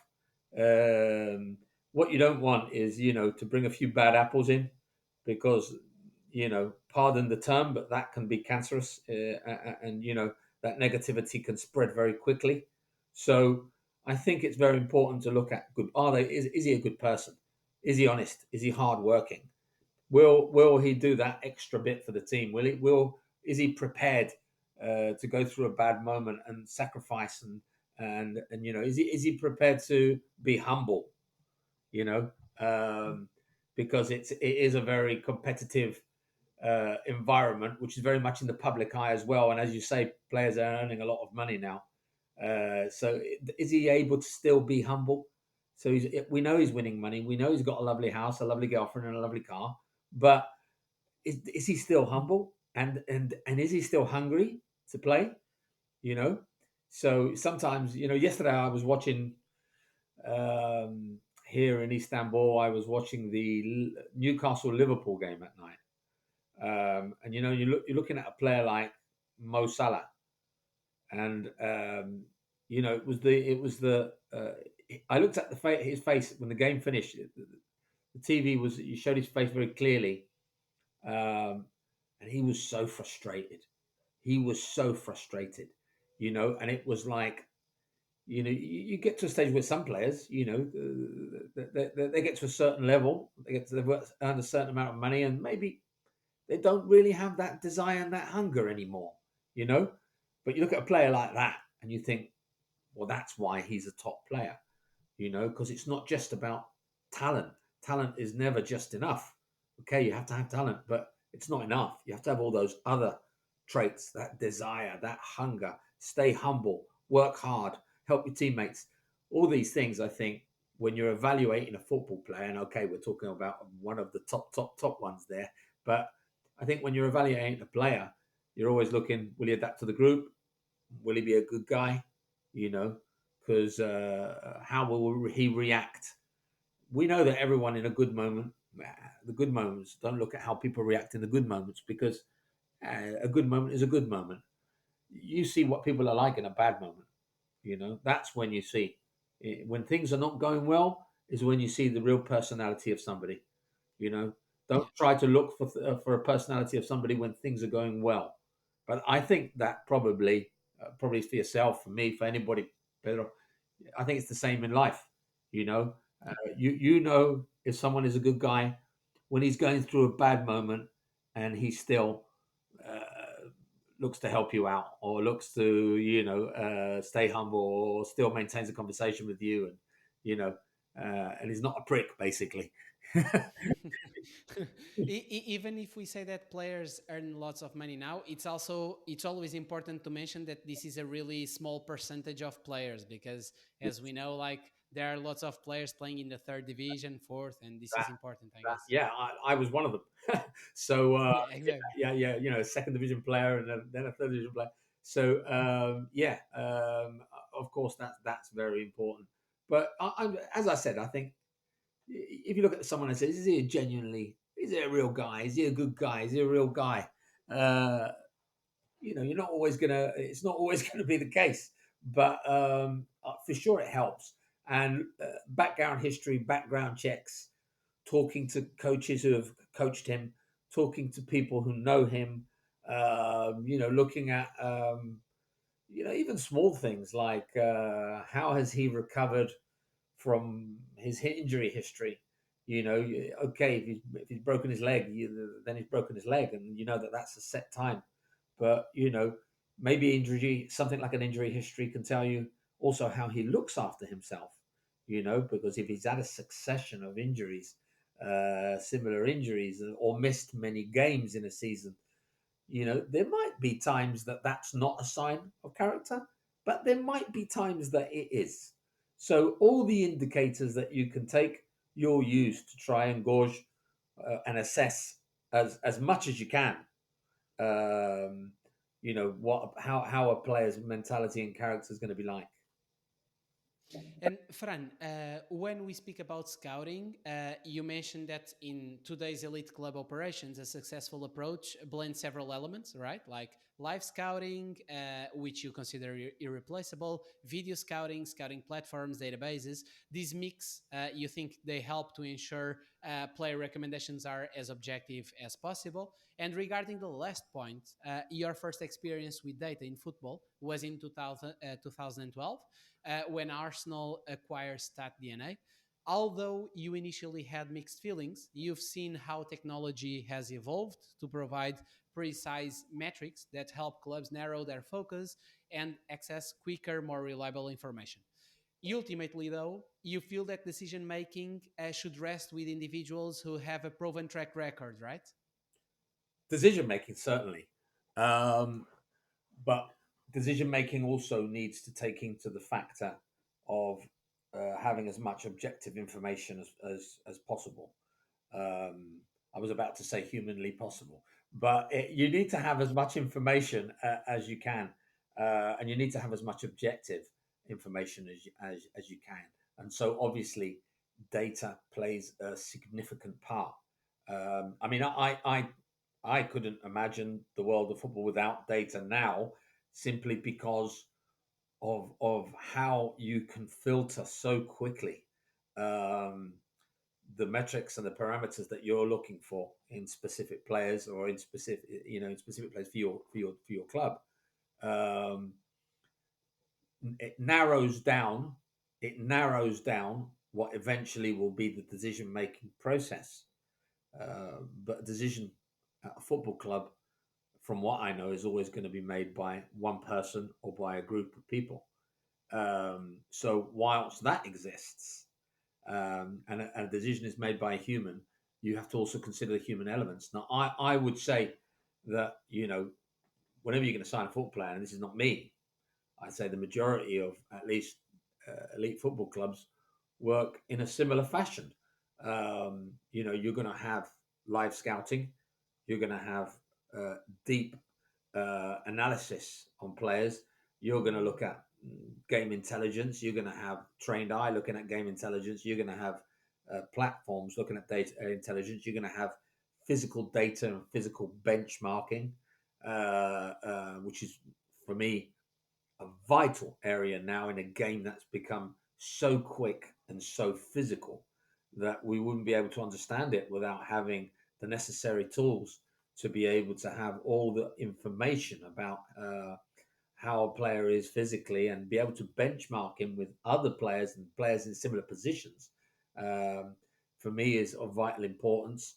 And then obviously, you want to have a system in place where you have metrics and parameters which are very specific to your club, because a hell of a lot of data or raw data is of no use if you don't process it and use it properly and make it work for you in your particular environment. As just simply having lots of data is not something that is necessarily going to be efficient. I think the other way around. You're going to be highly inefficient. So I think having the combination of numbers, being able to predict, also now, which intelligent platforms can help you to predict certain outcomes in a player's progression. Certainly can help you also in terms of injury history, predict certain factors of a player's pathway. I think all these factors, along with trained eye, coach's evaluation, how we will fit into the team, all the psychological and background information that you can get, and then of course finances is something else. But I think it's a very much a combined, aligned effort. What I will say is that where somebody will say, I've heard people say, we have a data-driven process. I think it's a knowledge-driven process. I think that just to say data is not right, because it's a knowledge-driven process. I was skeptical of data when it first arrived, simply because pure ignorance. I'd never worked with data. So when something new comes on board and you don't understand it, your first reaction is a negative one, in the sense that, well, hold on a minute, how can this be telling me this when I've been working in this all my life? That typical mentality, which is fine. It's actually it's a normal human reaction. Yeah. When something is foreign to you, then obviously you try to understand it better. If you've got an open mind, and you need to have an open mind in this business, then you'll look at it, and as the years evolve, and as you begin to work with it, you'll see that it has also evolved, and it has also progressed, and it's much better now, and it keeps getting better. But at the same time, you have to be very moderate. You don't have to come to the assumption that that's what's going to keep you in a job. That's what's going to win games. No. Football players win games. Good coaches help football players win games. Players like Rodri at Manchester City, they make you win games. And when they don't play, there's more chance you won't win games. So this is about football knowledge. And I think data is included in that sentence.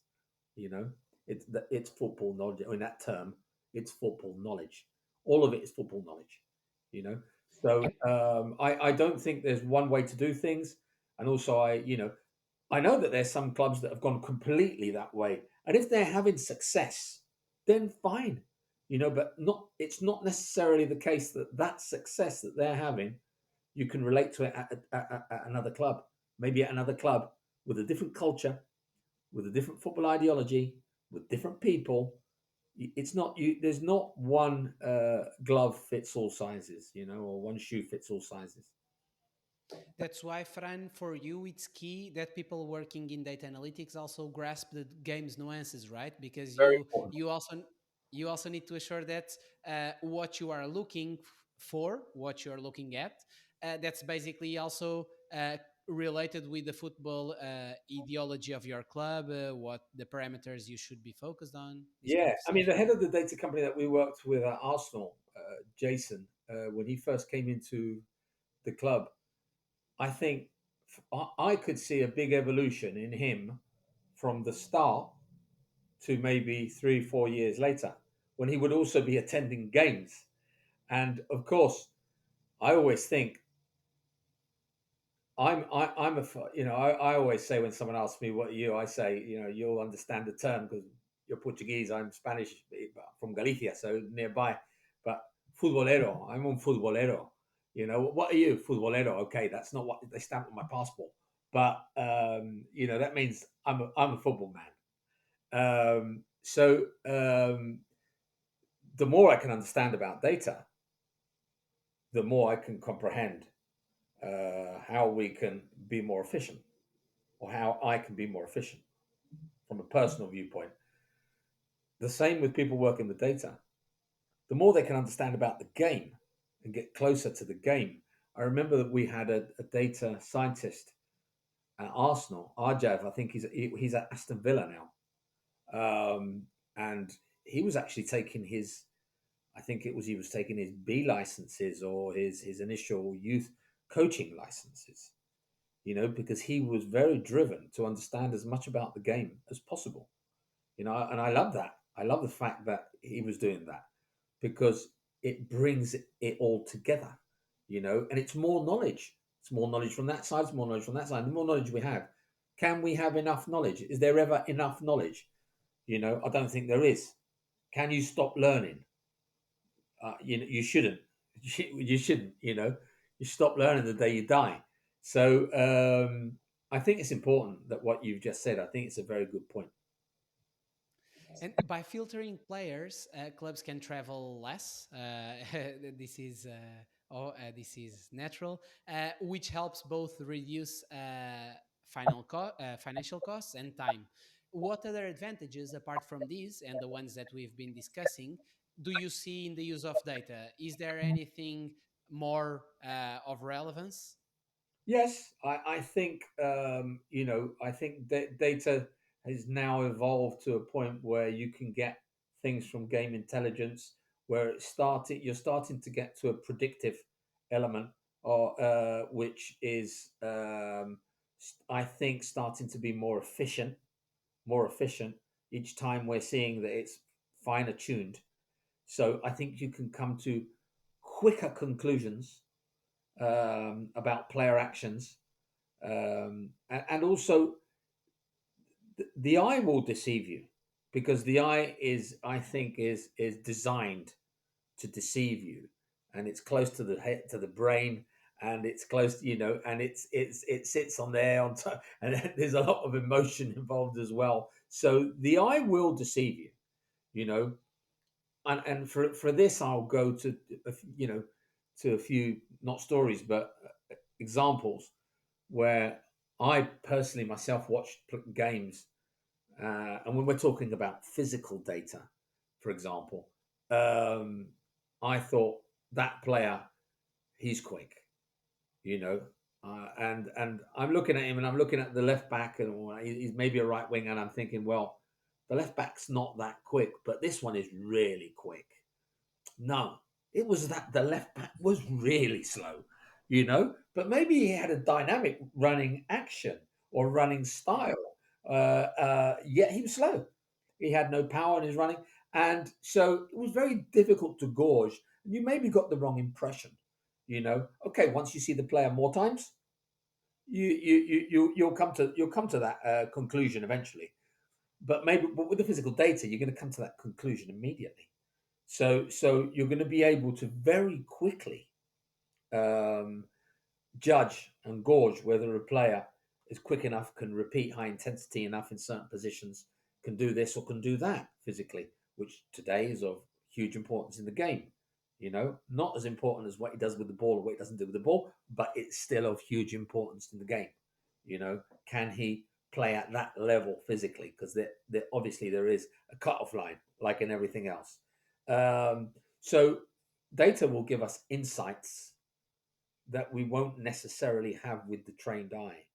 The trained eye will give you sometimes that essence of football, which is very difficult to pinpoint and put your finger on.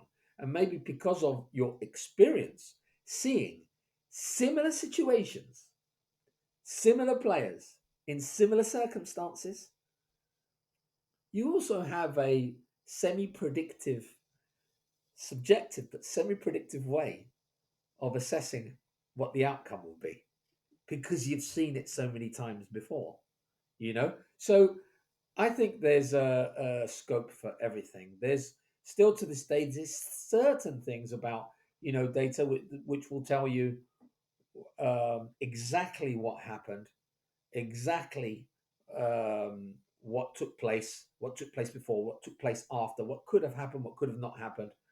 But it won't always tell you why it happened. And why it happened, there's where football knowledge is very important. That player had 4 passes to make. Why did he make that one? Well, someone who has a deep football knowledge, maybe just because of a certain angle or of a certain sight of a player he caught late, didn't make that pass, he didn't have the confidence to make it. Data won't tell us that yet. I'm sure maybe with artificial intelligence it will do in the future. I'm not sure. I don't really want to go into artificial intelligence for now. No, I know very little about it. So I prefer to talk about emotional and human intelligence whilst I don't know anything about artificial intelligence. I'm sure we'll be having a conversation hopefully in 5 years' time and we'll be talking about artificial intelligence. I don't know.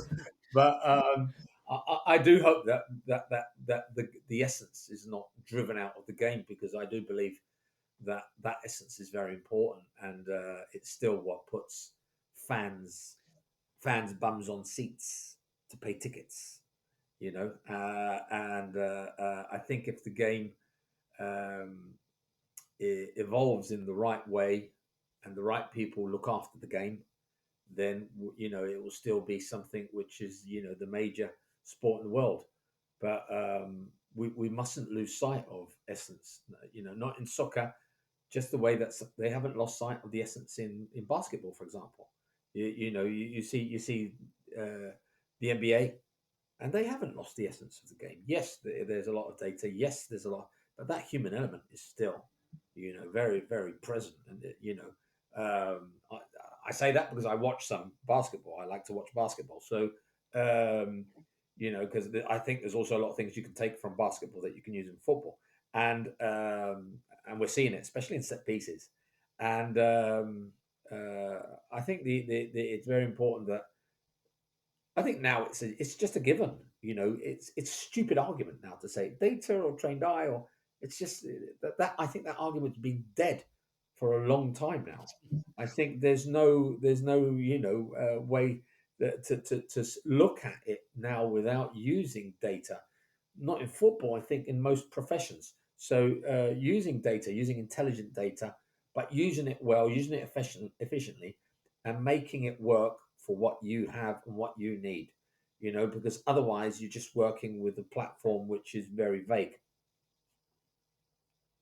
Of course, Fran, as we know, data has its own limitations. For example, coaches in the past have told you that if their club was investing like 20 million euros in a young player, they expected him immediate results rather than being told he would still need development. So this kind of reflects a high pressure environment where potential and reality must be balanced. If you're not proactive after a young prospect's fifth match, as we know, another club may just snatch him up, leaving little time to wait for extensive data samples. For instance, you might have only a couple of matches to analyze, as it's actually frequently the case with the 15 and 16 years old, for instance, you scouted at Arsenal, Yes. who are expected to join the team like after a couple of years. So could this balance be one of modern scouting's major challenges? I think what you've just mentioned is a major challenge for data in terms of how does data overcome the fact that with small samples, its inability to predict. Now, that's why scouts will always be needed, because when you get those young ages, when you don't have the possibility to film, or at least film with a certain degree of professionalism, live games, you need people watching those games. And invariably, decision making in football has become quicker and quicker and quicker. You just said it yourself. So you maybe see a young player that you have 3 games to watch him, and you maybe don't have any live analysis of the player. Any video analysis of the player to work off. So you don't have any data. I know that there's now some tools, and there's some companies which are trying to provide access to as many games as possible, but it's still about the samples, because it's very important, and you work in that yourself. You know that it's very important to have a certain amount of a big enough sample by which able to make those numbers work for you. And so, if I look at some of the cases of players we signed at Arsenal, it's just impossible to do with data. Absolutely impossible to do with data. I think that's still something that is down to the trained eye, is down to football knowledge. That I think you can get scouts who look at games and who are very good understanding football, but they don't necessarily understand how to project a player. Now, this is a big word for me. Project. Projecting a player's career. If you have a scout who is able to project a player's career, then you have a very valuable member of staff. And I've had worked with scouts, who have been very good at that. And I still have all the notes, and I still have kept all the notes that I've made myself, and thought, that player is not going to go on to be a top Premiership player, but he's going to have a 6-7 year career in the Championship, and he's going to do well at that sort of mid-level club. And I'll look back often now and look at it and go, well, look at that, I was right there, or I was wrong there, and that is that's understanding players' potential. That's understanding players' progression. That's a mix of his technical, tactical, game intelligence, physicality, mindset, attitude, and character, all combined into one, and being able to assess and project that. Of course, the more you see the player. But I'll tell you what, there are cases where the more I've seen the player, the more negative I've been. Because actually, when you see a player once, 2 times, 3 times, and you really like him, it might maybe happen to you when you've been a scout, and you'll go, oh, and you're super positive. You nearly won't allow anything negative to come into that, even if there are negative attitudes, because you like him so much, and you want your club to sign him. It's like a passion between a boy and Yes. a girl, or whatever. Yeah, exactly. It's like love at first sight. Yeah. Yeah, exactly. And then if you then have to watch him continuously more times, you'll start picking out faults. The same way that you will with a girlfriend or with a friend, and you'll go, well, I don't know, he picks his nose or whatever. I don't know. You'll look at things and you'll go, well, I don't like that, and I don't. Yes, of course. The more. That's why you've got to look mainly at his strengths, be able to say, are his strengths going to be good enough?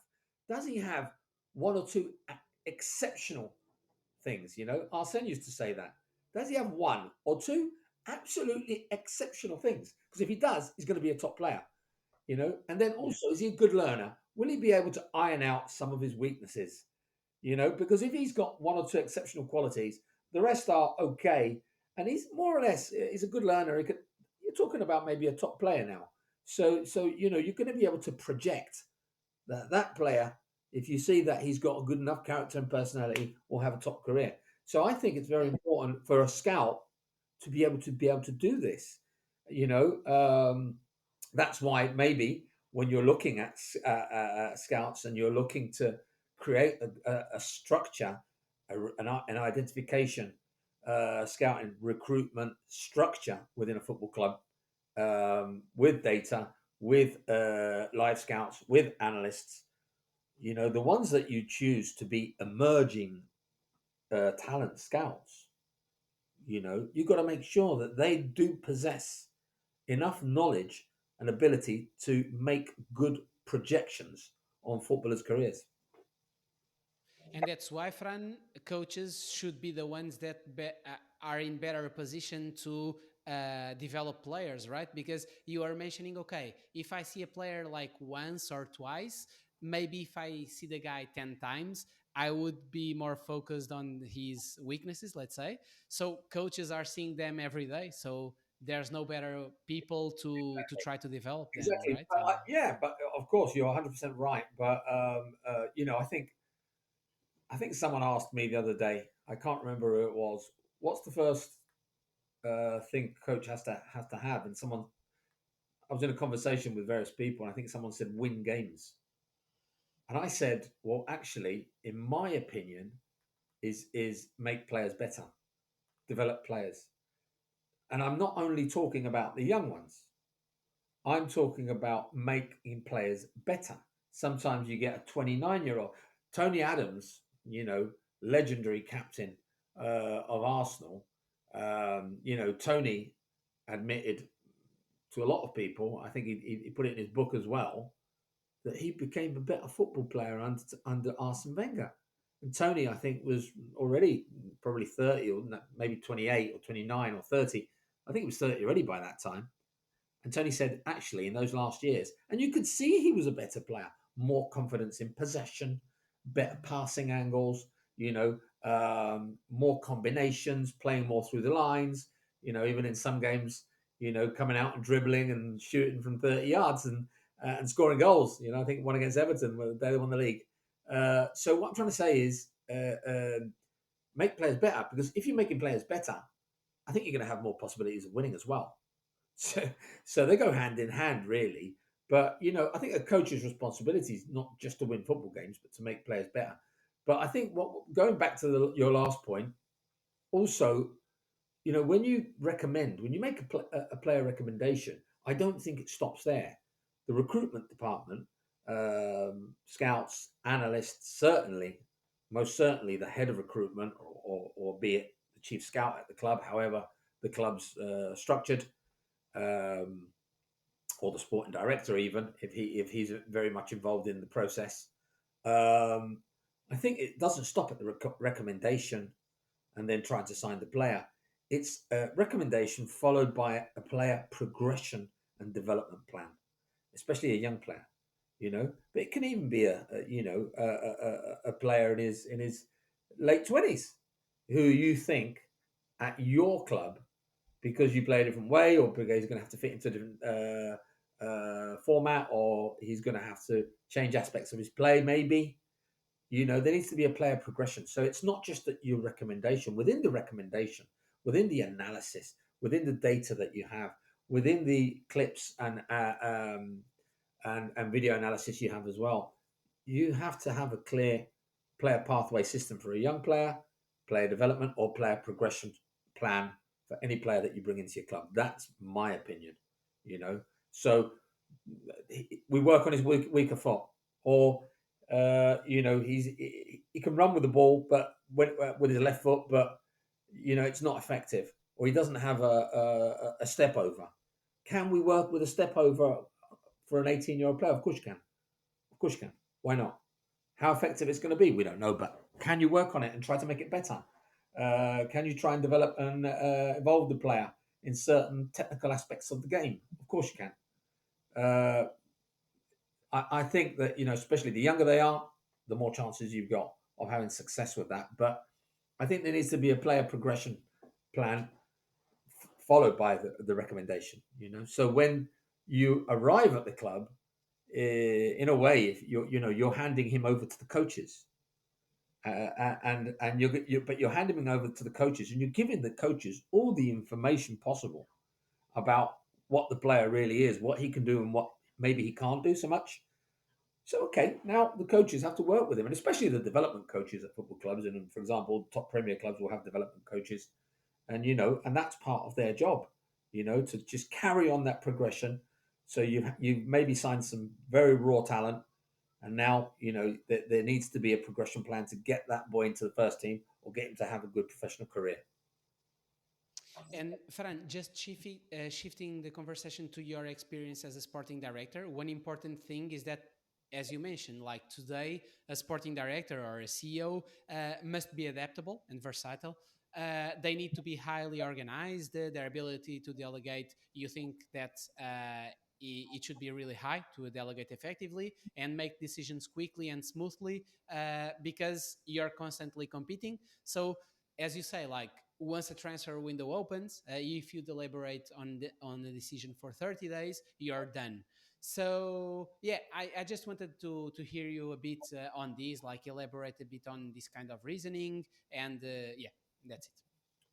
Well, I mean, really, as sporting director, you're a fusion between a strictly technical um, member of the club uh, with a strategical and, in some cases, maybe even political side to your work, depending on what club you're at. You may have to be more or less political. You may have to be more or less. Uh, um, you may have to impose yourself more, impose yourself less. You may have to manage upwards more, manage downwards more. You may have to be able, like you well said, to delegate more, delegate less. Depends on the size of the club, what type of culture you have at your club. I think it's very important, but that a sporting director very much fits the culture of the club, because if he doesn't, he's going to have problems. A sporting director will in effect be the lead of the sporting operation at a club, but he doesn't pick the team and he doesn't train the players. So there also has to be their people skills, empathy, the ability to diagnose um, a situation that is possibly uh, out of your hands, because maybe a sporting director has the ability to hire or fire a coach. But whilst that coach is there and working, you also have to give that coach his room, his space. If you're going to have a coach and you're going to be dictating to a coach, that's not going to work. So you have to have a level of understanding, people skills, and again, I'm going back to the same thing again: knowledge. Knowledge. I think knowledge encompasses most things. I think, of course, you have to have you know a, a certain degree of emotional stability. Because you have to be able to handle pressure. You have to be able to work with different departments. You have to know a little bit about everything. I mean, hopefully a lot about everything, but at least a bit about everything. Because your role is non-specific. A sporting director's role is non-specific. What I'm trying to say by this is that you're dealing with lots of different components, and yes, it's football, but there's lots of different components. You may be dealing with a medical department, but you're not a doctor. You're dealing with Finance. sorry, Finance. you're dealing with finance, and you're not a stockbroker or Wall Street dealer. You're not. You're dealing with, like we said before, mental health experts or psychologists, and you're not a psychologist. You're now, if you've been a footballer, you're now not longer one. If you've been a coach, you're now not longer one. So you in a lot of these situations, you have to know something about the what you're dealing with. But performance, physical performance, you have to know a little bit about everything: recruitment, scouting. Maybe there's areas. I mean, there's different types of sporting directors. So there's sporting directors that have come from the scouting and recruitment side. I think probably that's 70%. 60 to 70% have come through, or at least in the past, have come via the scouting and recruitment side and have progressed. Some have been ex-players who very quickly moved into that. Some have been agents who have moved into that. Some have been players. Some have not been involved in the game. Some started to come from the data and technological side. So I think there's, again, not one glove or not one boot that fits all sizes. I think it's, one size fits all, I try to say. I think it's more a case of what adaptability you got, what people skills you've got, your knowledge of the game, your ability to communicate, your ability to make decisions under pressure, your ability to withstand pressure on a continued basis, because there's a game every week, and even though you're not the coach, people are going to be looking at you for guidance and leadership as well. And I think you have to have a good balance. You have to have a good balance, and what you said at the beginning for me is key. Delegate well. So if you know that you're a sporting director who has come through the game, maybe been a player, maybe been a coach, maybe been like my case, a scout, maybe there are areas that you're not so strong in. There's certainly areas I'm not so strong in. So I need to make sure that I can bring people in who are stronger than me in those areas, because they're going to help me, they're going to help the club. And I've also got to make sure, if for example, finance isn't a strong area for me, I've got to make sure that the person I work with, football operations, is very strong, and that my relationship with football operations is very strong, very good, or at least very professional and very efficient. Yeah. So you have to build this dynamic, this relationships, and this dynamic. I mean, when I got to Chile, for example, it was a different story because there'd been a social crisis and then COVID. So it was destroyed. There was very little staff. There was very few coaches. And we had to build a lot from scratch, from absolute scratch. And it really was probably the biggest learning curve of my whole career.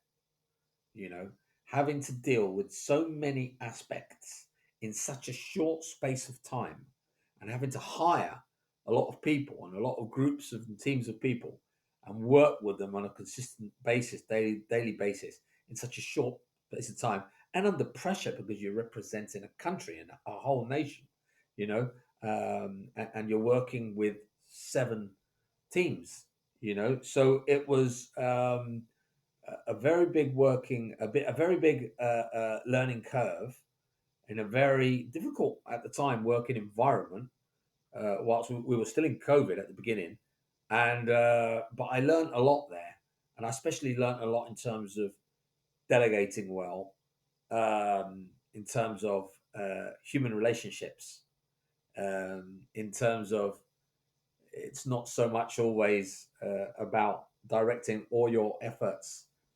The technical side, you have to manage that as well. You have to manage above, and you have to manage to the sides, because an arrow can come from any area. So you have to make sure that you're prepared for all eventualities. So that I don't think, as I said, I don't think there's one specific way to be a sporting director. I think they're all different types. I think the key, when you narrow it down, there will be key factors which are the same for everyone. And I certainly think people skills, having people aligned, being very clear in your communication, having the right direction, making sure that everyone's working in the right direction, and having a strong technical foundation, in my opinion, technical foundation to build a strong technical structure is very important.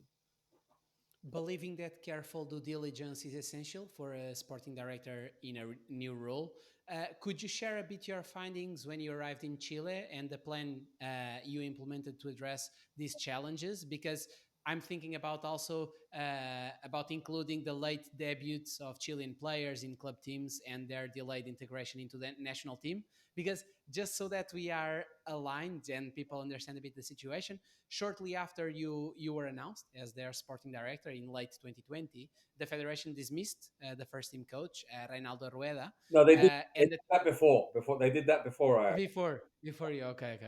And I mean, the team had only earned 4 points from their first 4 matches. As you already mentioned, in terms of staff, it was in a bad situation, like no coaches in the under 17 and under 15 squad. So if you could also elaborate a bit on that due diligence, including the late debuts Yeah, and this kind of I stuff. mean, to tell you the truth, it was a baptism of fire because they had sacked the coach before I got there and all of his coaching staff. So there was no national team coach at senior level, and we had a game in less than 2 months.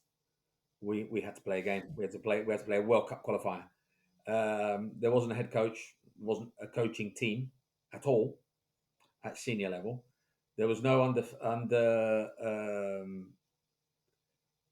there was no under 17 coaching staff or coaches.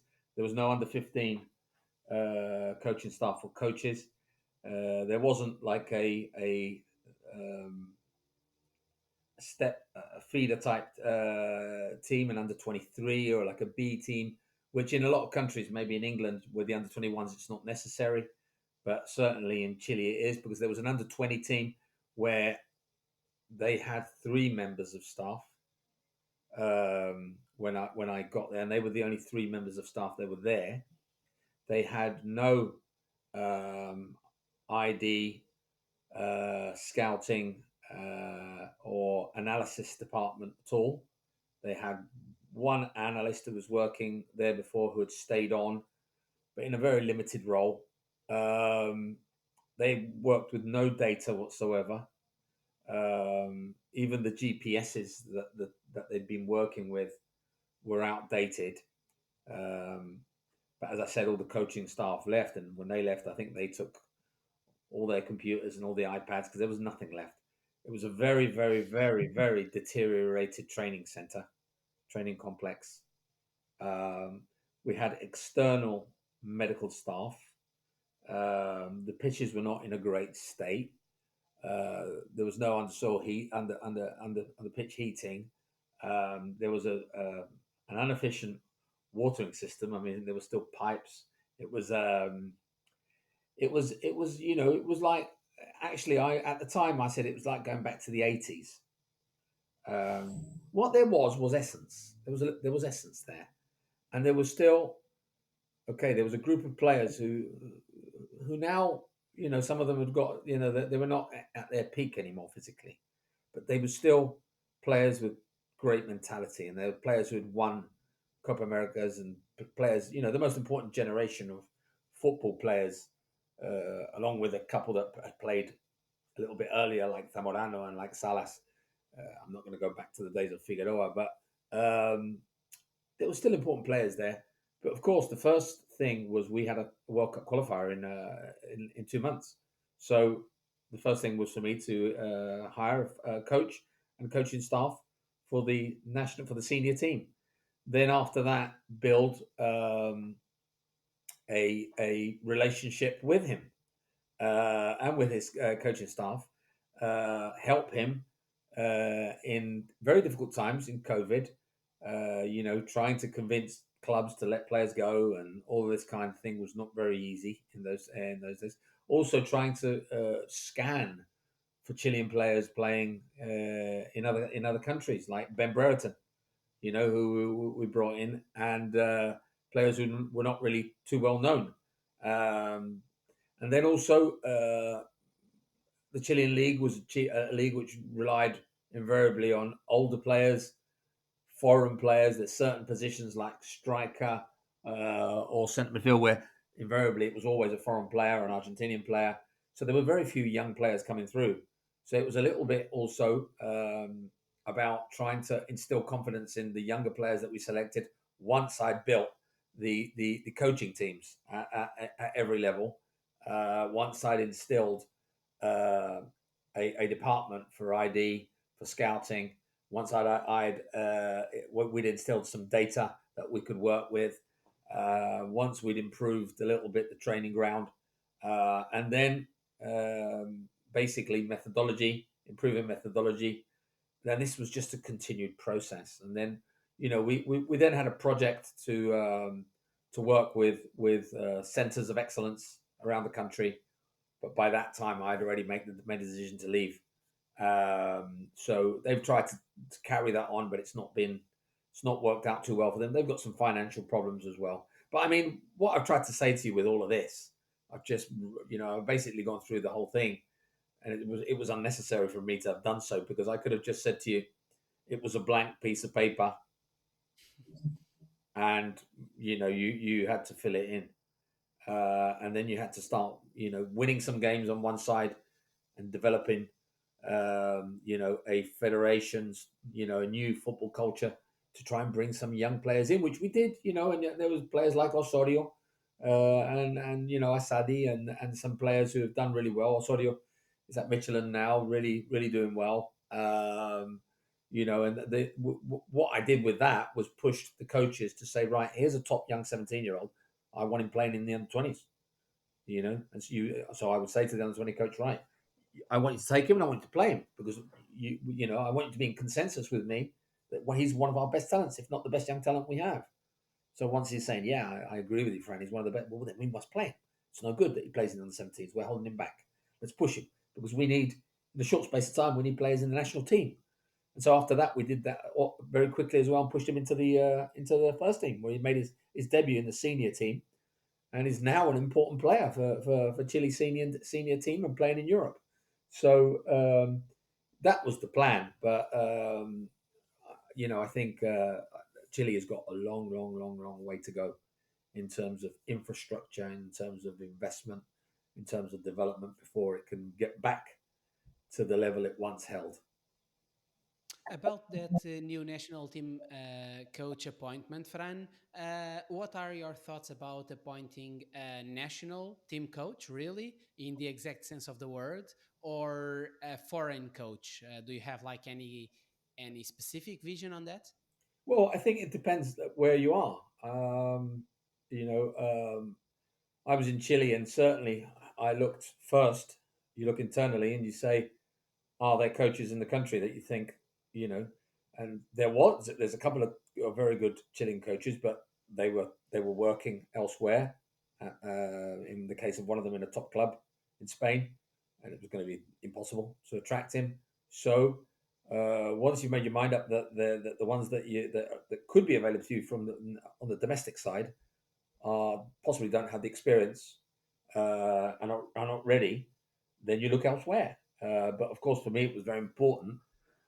For example, if it's Chile, it's very important that they're Spanish speaking, and it's very important that they would adapt to the country, adapt to the culture, adapt to the players, be pragmatic, know where they've come to, know that they're not necessarily coming in somewhere where they can play exactly as you want, because it's not the same being a club manager as being an international manager. When you're an international manager, you see the players for 2 or 3 days, and then you're playing games. And then you're in South America, which are the most difficult qualifiers in the world, because sometimes you're flying 4 to 7 hours within a continent. You're going from playing at sea level to playing at 4,600 meters altitude, or 3,600 meters altitude if it's Quito, in comparison to La Paz, or to playing in 92% humidity and 35 degrees in Barranquilla in Colombia, you know, and coming back maybe to Chile and playing at -2.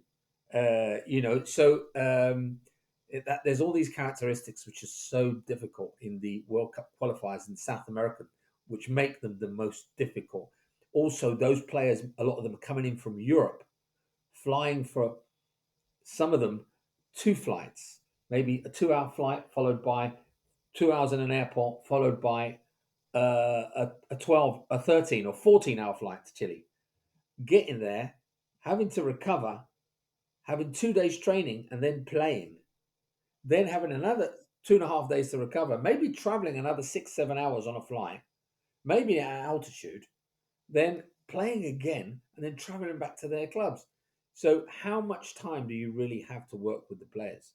The most time we had to work with the players was when it was the Copa America, which we played the quarterfinals. We got beaten by Brazil 1-0 in a game that I still think we could have won, maybe even should have won in Brazil, at Brazil. We gave a good account of ourselves. And that was the most time the team ever had to train because it was a tournament. And so you had, 2.5 to 3 weeks to prepare that tournament. But apart from that, the World Cup qualifiers, most of your players are coming in from Europe. It's crazy. They arrive very tired. You have very little time to work with them. So you need a coach who understands this. If you have a very young coach who wants to get across all his ideas in training sessions, and it's not going to happen for him. He's going to be frustrated. And during the year, he's not going to be able to have many sessions, which is why I also wanted to involve the national head coach in this process of bringing through younger players, because we would be able to have more sessions with the under-20s. We did create an under-23 team, which the head coach could be part of, maybe his assistant help him with that team. And that way we could, close the gap between the younger ones and the older ones at the top. And so it was very, very important that whoever came in understood this ideology. Both Martin Lasarte and Eduardo Berizzo afterwards both very well understood this. And both very good coaches, both excellent people. And but it wasn't easy. So of course, when you're hiring a coach, you have to take all of that into account. You also have to take into account what is his coaching staff like, the ones he wants to bring in. Also how many do you bring in? Sometimes on a limited budget, because we didn't have the budget of Brazil or of Argentina. So all these things you have to take into account, and it's not easy. That's why I say it was a very big learning curve. Some of the things you already mentioned, Fran, I think they go back to what you also defend. That is like that you don't see the sporting director's role as essential for a national team, as the top coach you probably want to hire will likely require a high degree of autonomy.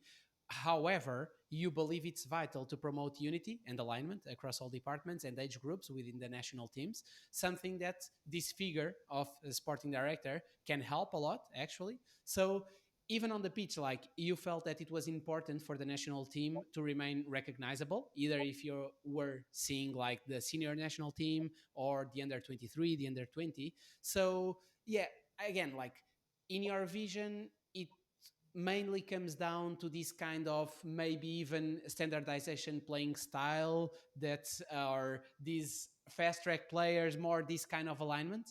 I mean, you'll need to do that with the situation that I found myself in. But if you're in England, or if you're in Germany, if you're in Spain, it's not so necessary, because I mean, there's already a very clear, defined football culture.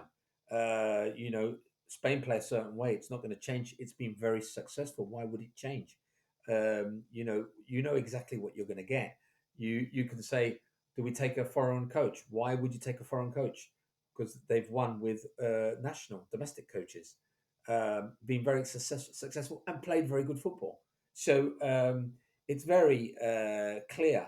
And if you go to watch an under 15 game in Spain, you're going to see something you're going to be able to say that's Spain when you watch first team, because it's very identifiable. The football culture is very clear of what the teams want to do, how they want to set out, how they play, how they train. You go to England, it's maybe not necessary to have, this plan, this big plan, because England at the moment, you look at the football academies in England, they've invested really well. They've invested in infrastructure. They've invested in human resources. They've invested, good coaches, uh, good scouting and identification of players, bringing in good players, developing good players. You're seeing a lot of good young players come through in England. So they don't have these problems. These are the top footballing nations in the world. If you say Germany, if you say Spain, if you say England, if you say France, I could go on. So again, this is different. What I went to was a very different type of challenge. One where you had to create a structure and create. Yes, one of the first things I said to one of the coaches, one of the youth coaches, is when I see the team play, um, I want to know if they if they're both wearing white, and only I don't know the colours of the numbers were different. I want to know which one is Chile. I want to know Yeah. which one is Chile by the way they play, by the way they act, by the way they perform.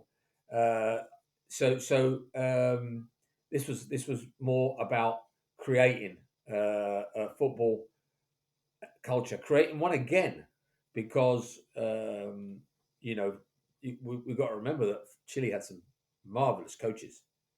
Marcelo Bielsa, you know, did an incredible job, and Sampaoli, even Pizzi, who won got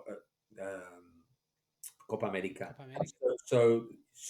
And they've had some fantastic players, absolutely top players, you know.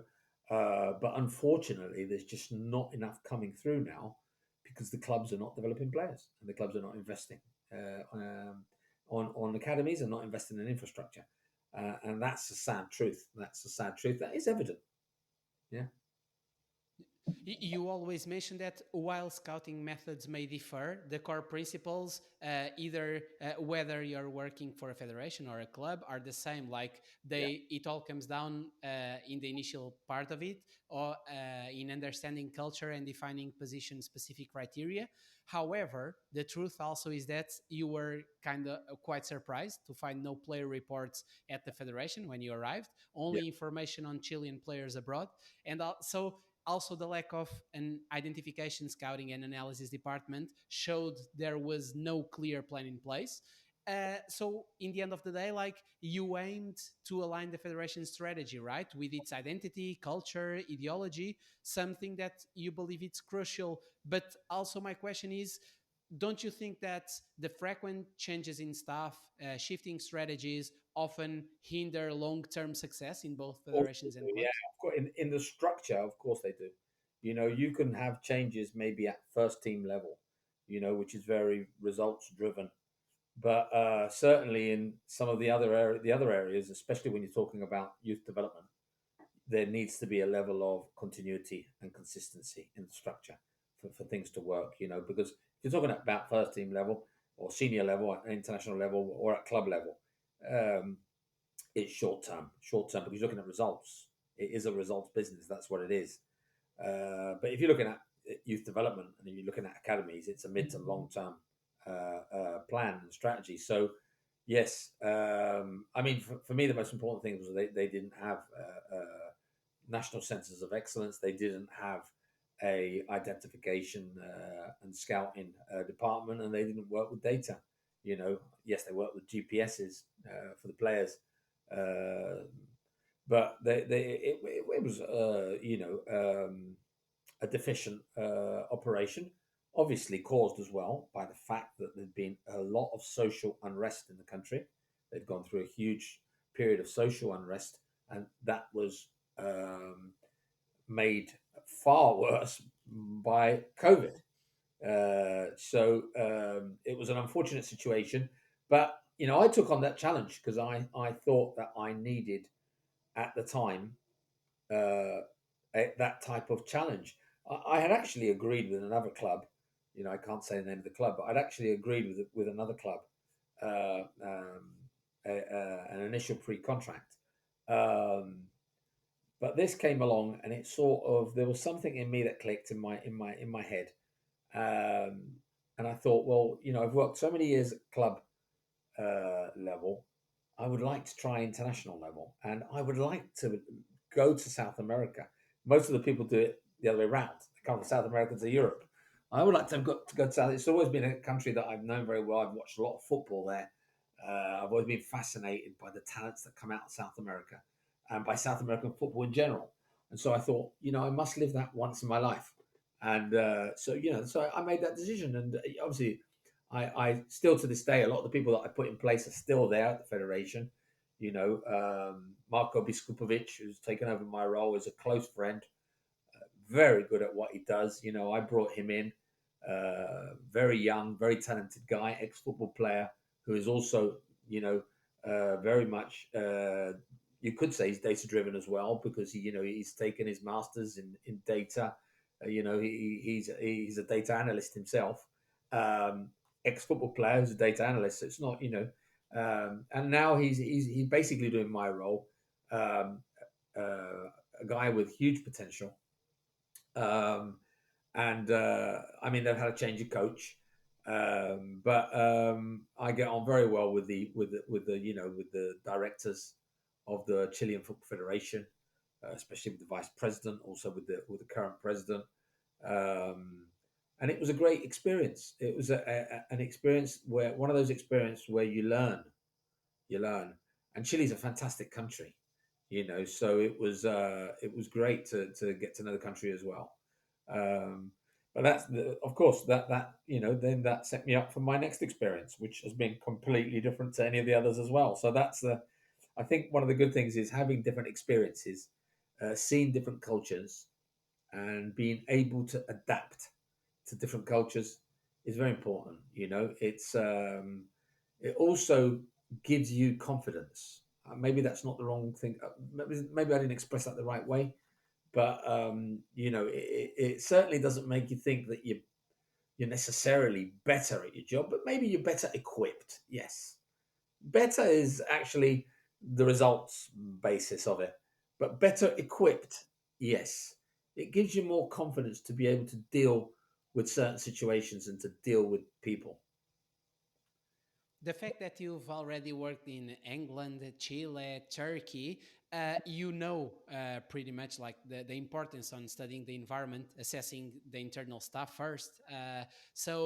Because sometimes as we know, like organizations just overlook valuable potential while seeking external talent, as you say, much like in player transfers. So having navigated in these different environments and knowing also the importance of maybe investigating on the history of the place, geography, demographics, what advice would you offer to a sporting director or other high level executives stepping into a new club or federation? Well, number one, I would say do your due diligence. Don't get there unprepared. Sometimes people don't have time to make a decision when they move jobs, and they have to make quick decisions. I would say, there has to be certain factors that align. Okay, so the clubs, in this case, if we're talking about clubs, the club's ambition has to align with yours. The club's vision to a certain point has to align with yours. The financial side has to align. There's two ways to look at that. One, the personal finances, which of course are important. I'm not going to be a hypocrite and say, "Oh, the finances aren't important." Of course, they're important. If you've got a family, if you've got a world and a life to live, and of course, you have to be financially.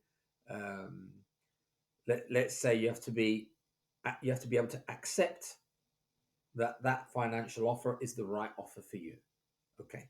Then after that, what type of finances? Yeah, that's where you have to do your due diligence. What type of finances do they have? Am I going to be able to, if they're already an investing club, am I going to be able to continue investing, give continuity to what they already have, build on the building blocks that they already have? In the case that there's a lack of structure, am I going to be given the resources the finance to be able to invest and construct, because what we have is not good enough to be able to be efficient and successful. So what am I moving into? And then what kind of people am I going to be working with? You know, are they good people? Do they look like honest and straight people? Or are you going to be judged superficially day in, day out? So it's very important to say, you know, if I'm going to go somewhere to a new club, I need to know that these people have a certain degree of trust in me and that I can trust them as well. Because I think things are built on human relationships and trust. And if you don't have that from the start, that's a recipe for disaster, you know. Then after that, of course, have the right people with you. Are the right people at the club? Are those people aligned with your vision, your ambition, your methodology, your way of working, your people skills, your empathy? Are they people that will fit into your structure? Do you want to give them time to see if they will? Do you want to? Have you already done your due diligence and think that they will not, and you're going to have to make quick changes? Are you able to make quick changes, or are you not? So, do you have to work with what you have for a set given time, or are you able to make changes? Now, that's always I think in any job, that's a difficult one. It's because sometimes if you make quick changes, you haven't given someone a chance. There may be someone there that you think, wow, after a while, you think he's really good, you know, and you promote from within or whatever, you know, or you just keep some of the stuff that you have. I think that happens with football coaches as well. Not, you know, they're very sometimes quick to judge because everything they do is based on trust. And it's like, my team, I can trust them. You know, maybe I go somewhere else, I can't trust these guys, new guys. You know, they're looking at me thinking, oh, you know, is my head on the chopping block? So there's a lot to value, but I think in the end, what you're looking is, can you be successful? And success means different things for different clubs. But can you be successful? Can you align the club's vision? Can you align the strategy? Can you align the technical, financial, strategical, ideological areas of the club? You know, and then after that, you're going to need some luck, because that plays a role. And people don't like to talk about luck, do they? No one likes to talk about luck. People says, "Oh, you make your own luck," and yes, to a certain point, you do make your own luck. If you don't buy a lottery ticket, you're not going to win the lottery. But I also feel that luck plays a factor, probably a bigger percentage than what we ever think it does. You know, so, but that's not just for a sports director. That's for anyone. You know, I think when you have a degree of success, luck has played a bigger part than what you think in it. You know, that's just my personal opinion. Yeah, yeah. No, I agree. I agree. And I think that are you someone that invests quite a significant amount of time in understanding better the culture of the new place you are going to, Yes. like the ideology, geography, demographics? Yes. Yes, I do, because I do think it's important. I think it reflects a lot of time on the character of the people. So you need to know who you're dealing with. You also need to know, I don't know, you know, you can come to countries like Turkey. I mean, I've been to Turkey many times. I already knew their league. I knew parts of the country. But you come into parts where a country which is maybe a different religion to yours, you know, different language for a start, you know, some values may be different to the values that you are used to. Although this is a fantastic country, and I would recommend it to anybody, because it really is. Turkey is an amazing country with amazing people. But there are going to be cultural differences. There are going to be cultural differences. And those cultural differences are sometimes very evident in football as well. You know, there's a degree of volatility. You know, um, there are different levels of acceptance. People are not the same in one city to another city. So, for example, people are very different in Istanbul than they are to people in Trabzon. You know, people from certain areas in Anatolia are going to be very different from people from the Aegean coast, from you know, or from the Marmara. So this you also have to understand these cultural differences. I think that is all part of just being I think when someone moves job, doesn't matter what job. I'm not talking about football anymore. If you move job and you have to go somewhere else, I think you have to do a little bit of due diligence, see what people are like, what people levels of tolerance will be, what you think. You have to gauge a little bit the atmosphere, and you have to know a little bit about the history, and not run blind into situations. And also, I think But that mainly in your kind of roles, because if you are about to recruit a Turkish player, for instance, it's important that you know that you understand that you have this kind of insights. No. yes, but I was looking at it from a different point of view. I mean, when you're looking at recruitment, okay, you have some set values, and you'll do your background checks and everything else. But I think that if you go somewhere new, I think it shows respect to wherever you're going by being as informed as you can be about the place and about the club.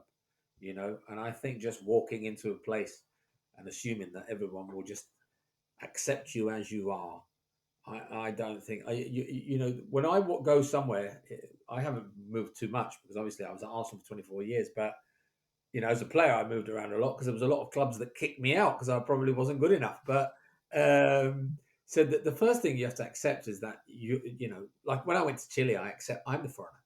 When I come to Turkey, I'm the foreigner, not them. I have to adapt. Me. They don't have to adapt to me. I have to adapt to them. Then, okay, maybe if you're someone who's involved in leadership and decision making processes, okay, that will work itself out. But initially, you have to adapt to people. So you have to show people very quickly that you can adapt.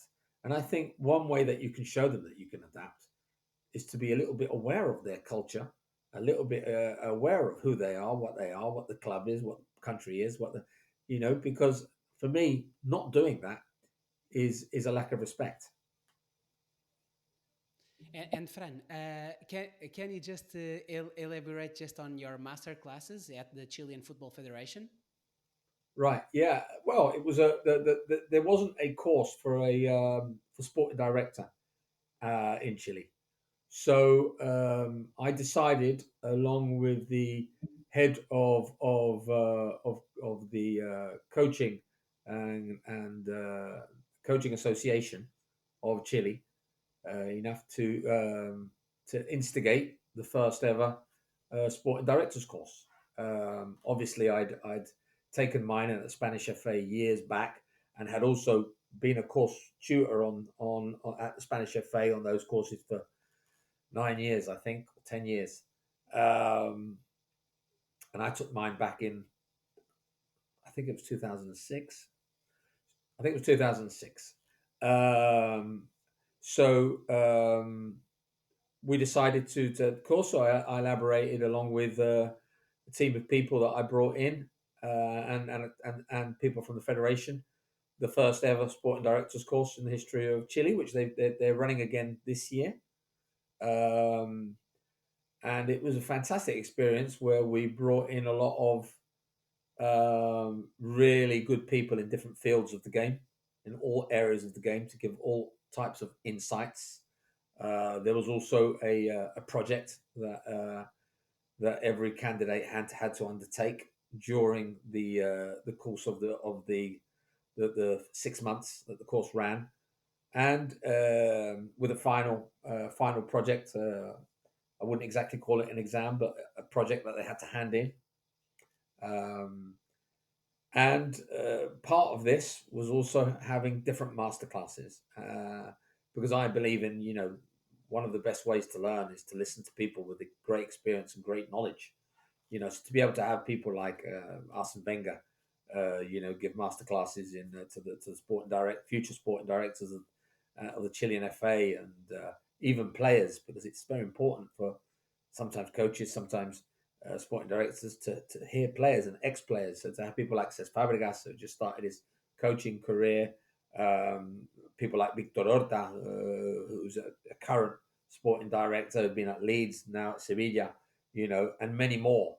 that we had on that course was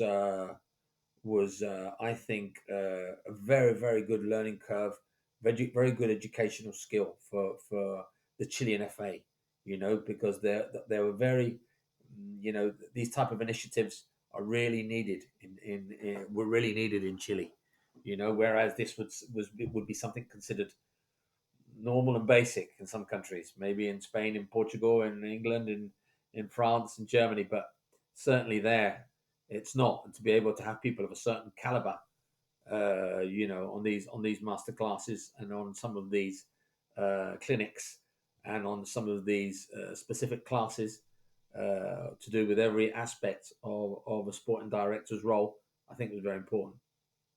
And also, these former players gave training courses to the young squads, right? Like Bozajur, Jimenez, the future coaches, Yeah, maybe. what we did was master classes with ex players working with our under 15s.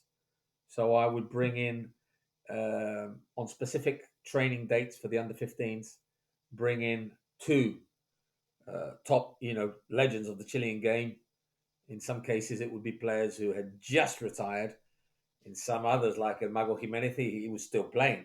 So, of course, for our national under 15 players, to be able to work with, so the strikers of our under 15s to be able to work with someone like that, the left backs to be able to work with Jean Bossadieu, you know, and then also for those ex players, some of them still players who were taking their coaching badges, it was a very good experience to be working with the elite under 15s of the country.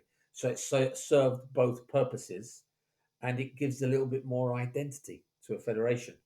You know, so yeah, I was very pleased to have brought that together because it was an idea that sprung nearly from nowhere.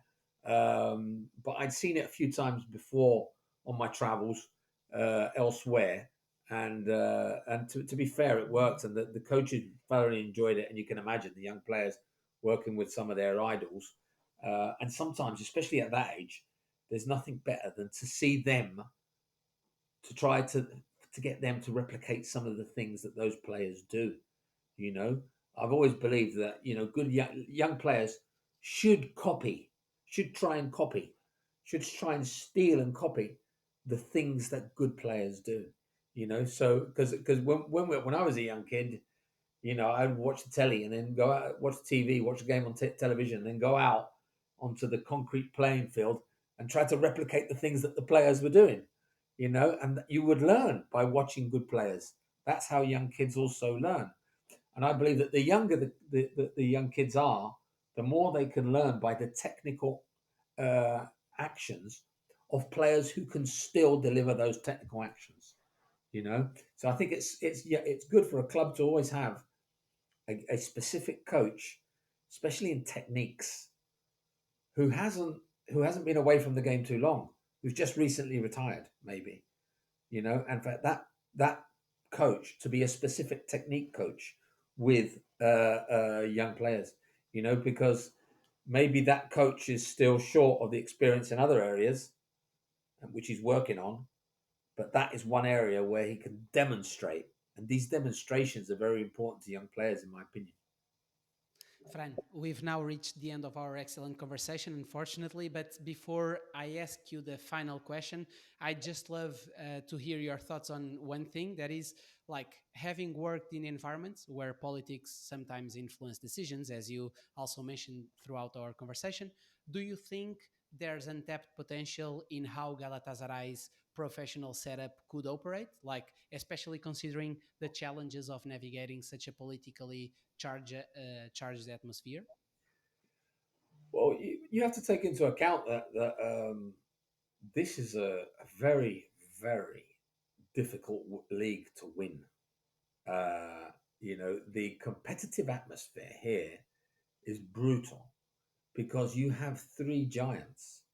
You know, Galatasaray, who obviously for me are the biggest team, Fenerbahce, and Besiktas. You know, all three with a level of support that is off the chart, with a level of pressure that is huge. You know, and then you know, you just have to look at last season's league. we won it with 102 points, and Fenerbahce finished with 99. And 102 points shows the level of consistency that we had with our players, and especially Okan Buruk, the coach, and his coaching staff, to be so consistent. If you didn't have this level of consistency, you'd lose the league. Now, it's logical that we know that there is a high level of volatility in Turkey, and there are some structures within maybe the Turkish Federation which don't help. Don't help. It's very difficult to have continuity at some clubs. If you have a system where you may have to vote a president in every 2 years or so, it's very difficult to have continuity. Now, if you don't have continuity, politics breeds by itself. So I think the thing is, when you come to a place like Gala, the huge club it is, and the best support I think I've ever seen. It's amazing. The match day experience. I think you've seen it yourself, and the match day experience is crazy. The fans are just unbelievable. I think you have to put all that to one side, and I think you just have to concentrate on the job in hand. I think here it's very difficult. It's a very difficult environment to think 2 and 3 years down the line. Um, I don't think that's the type of. I don't think that you're going to get anywhere thinking like that. So I think a lot of it's short to mid-term thinking. It's very difficult to have mid to long-term thinking. One area where I do think Turkey needs to further development and improve, and there's vast room for improvement, is in youth development. Now that involves clubs and involves the federation, because I think there's very talented young players in Turkey, very talented young players, and I think there needs to be more investment in academies, more investment in youth development, more investment in coaches, more investment in coach education, more investment in all these areas, which I think need to be the basis for the future of Turkish football. So in those areas, there does need to be very much a long-term plan, which I'm not so sure there is. So I would say it's very difficult to have a long-term plan or even a mid-term plan, one of the big clubs in Turkey, because you're just fighting for your life every week. It's a competitive league, much more competitive than what people think, and you need to win. That's it. You need to win. That's the crux of it. I certainly think that in terms of player development, youth development, and at academy level, there needs to be a lot more work done, and there can be a lot of there is a lot of room for improvement in Turkish football. And last but not least, would you have any recommendations for a book, series, documentary, or film about sports management, scouting, or football in general? I tend to watch sometimes when I get the time. I tend to watch series which are away from football. So lately, I've watched a lot of quite a few basketball series. So obviously the Michael Jordan series. I watched the last one, which was LeBron, and focus centered on 5 NBA players. I can't remember the name exactly. Something five. And I tend to watch not just football.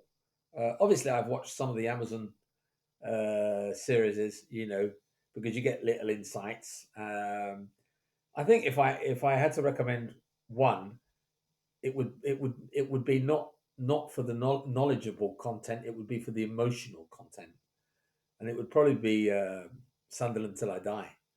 I think that I was series. imagining. I think that series impacted on me and on a lot of people, because you were seeing, grassroots, and you were seeing the club struggling, and you were seeing the community element as well. And I think that was absolutely fabulous.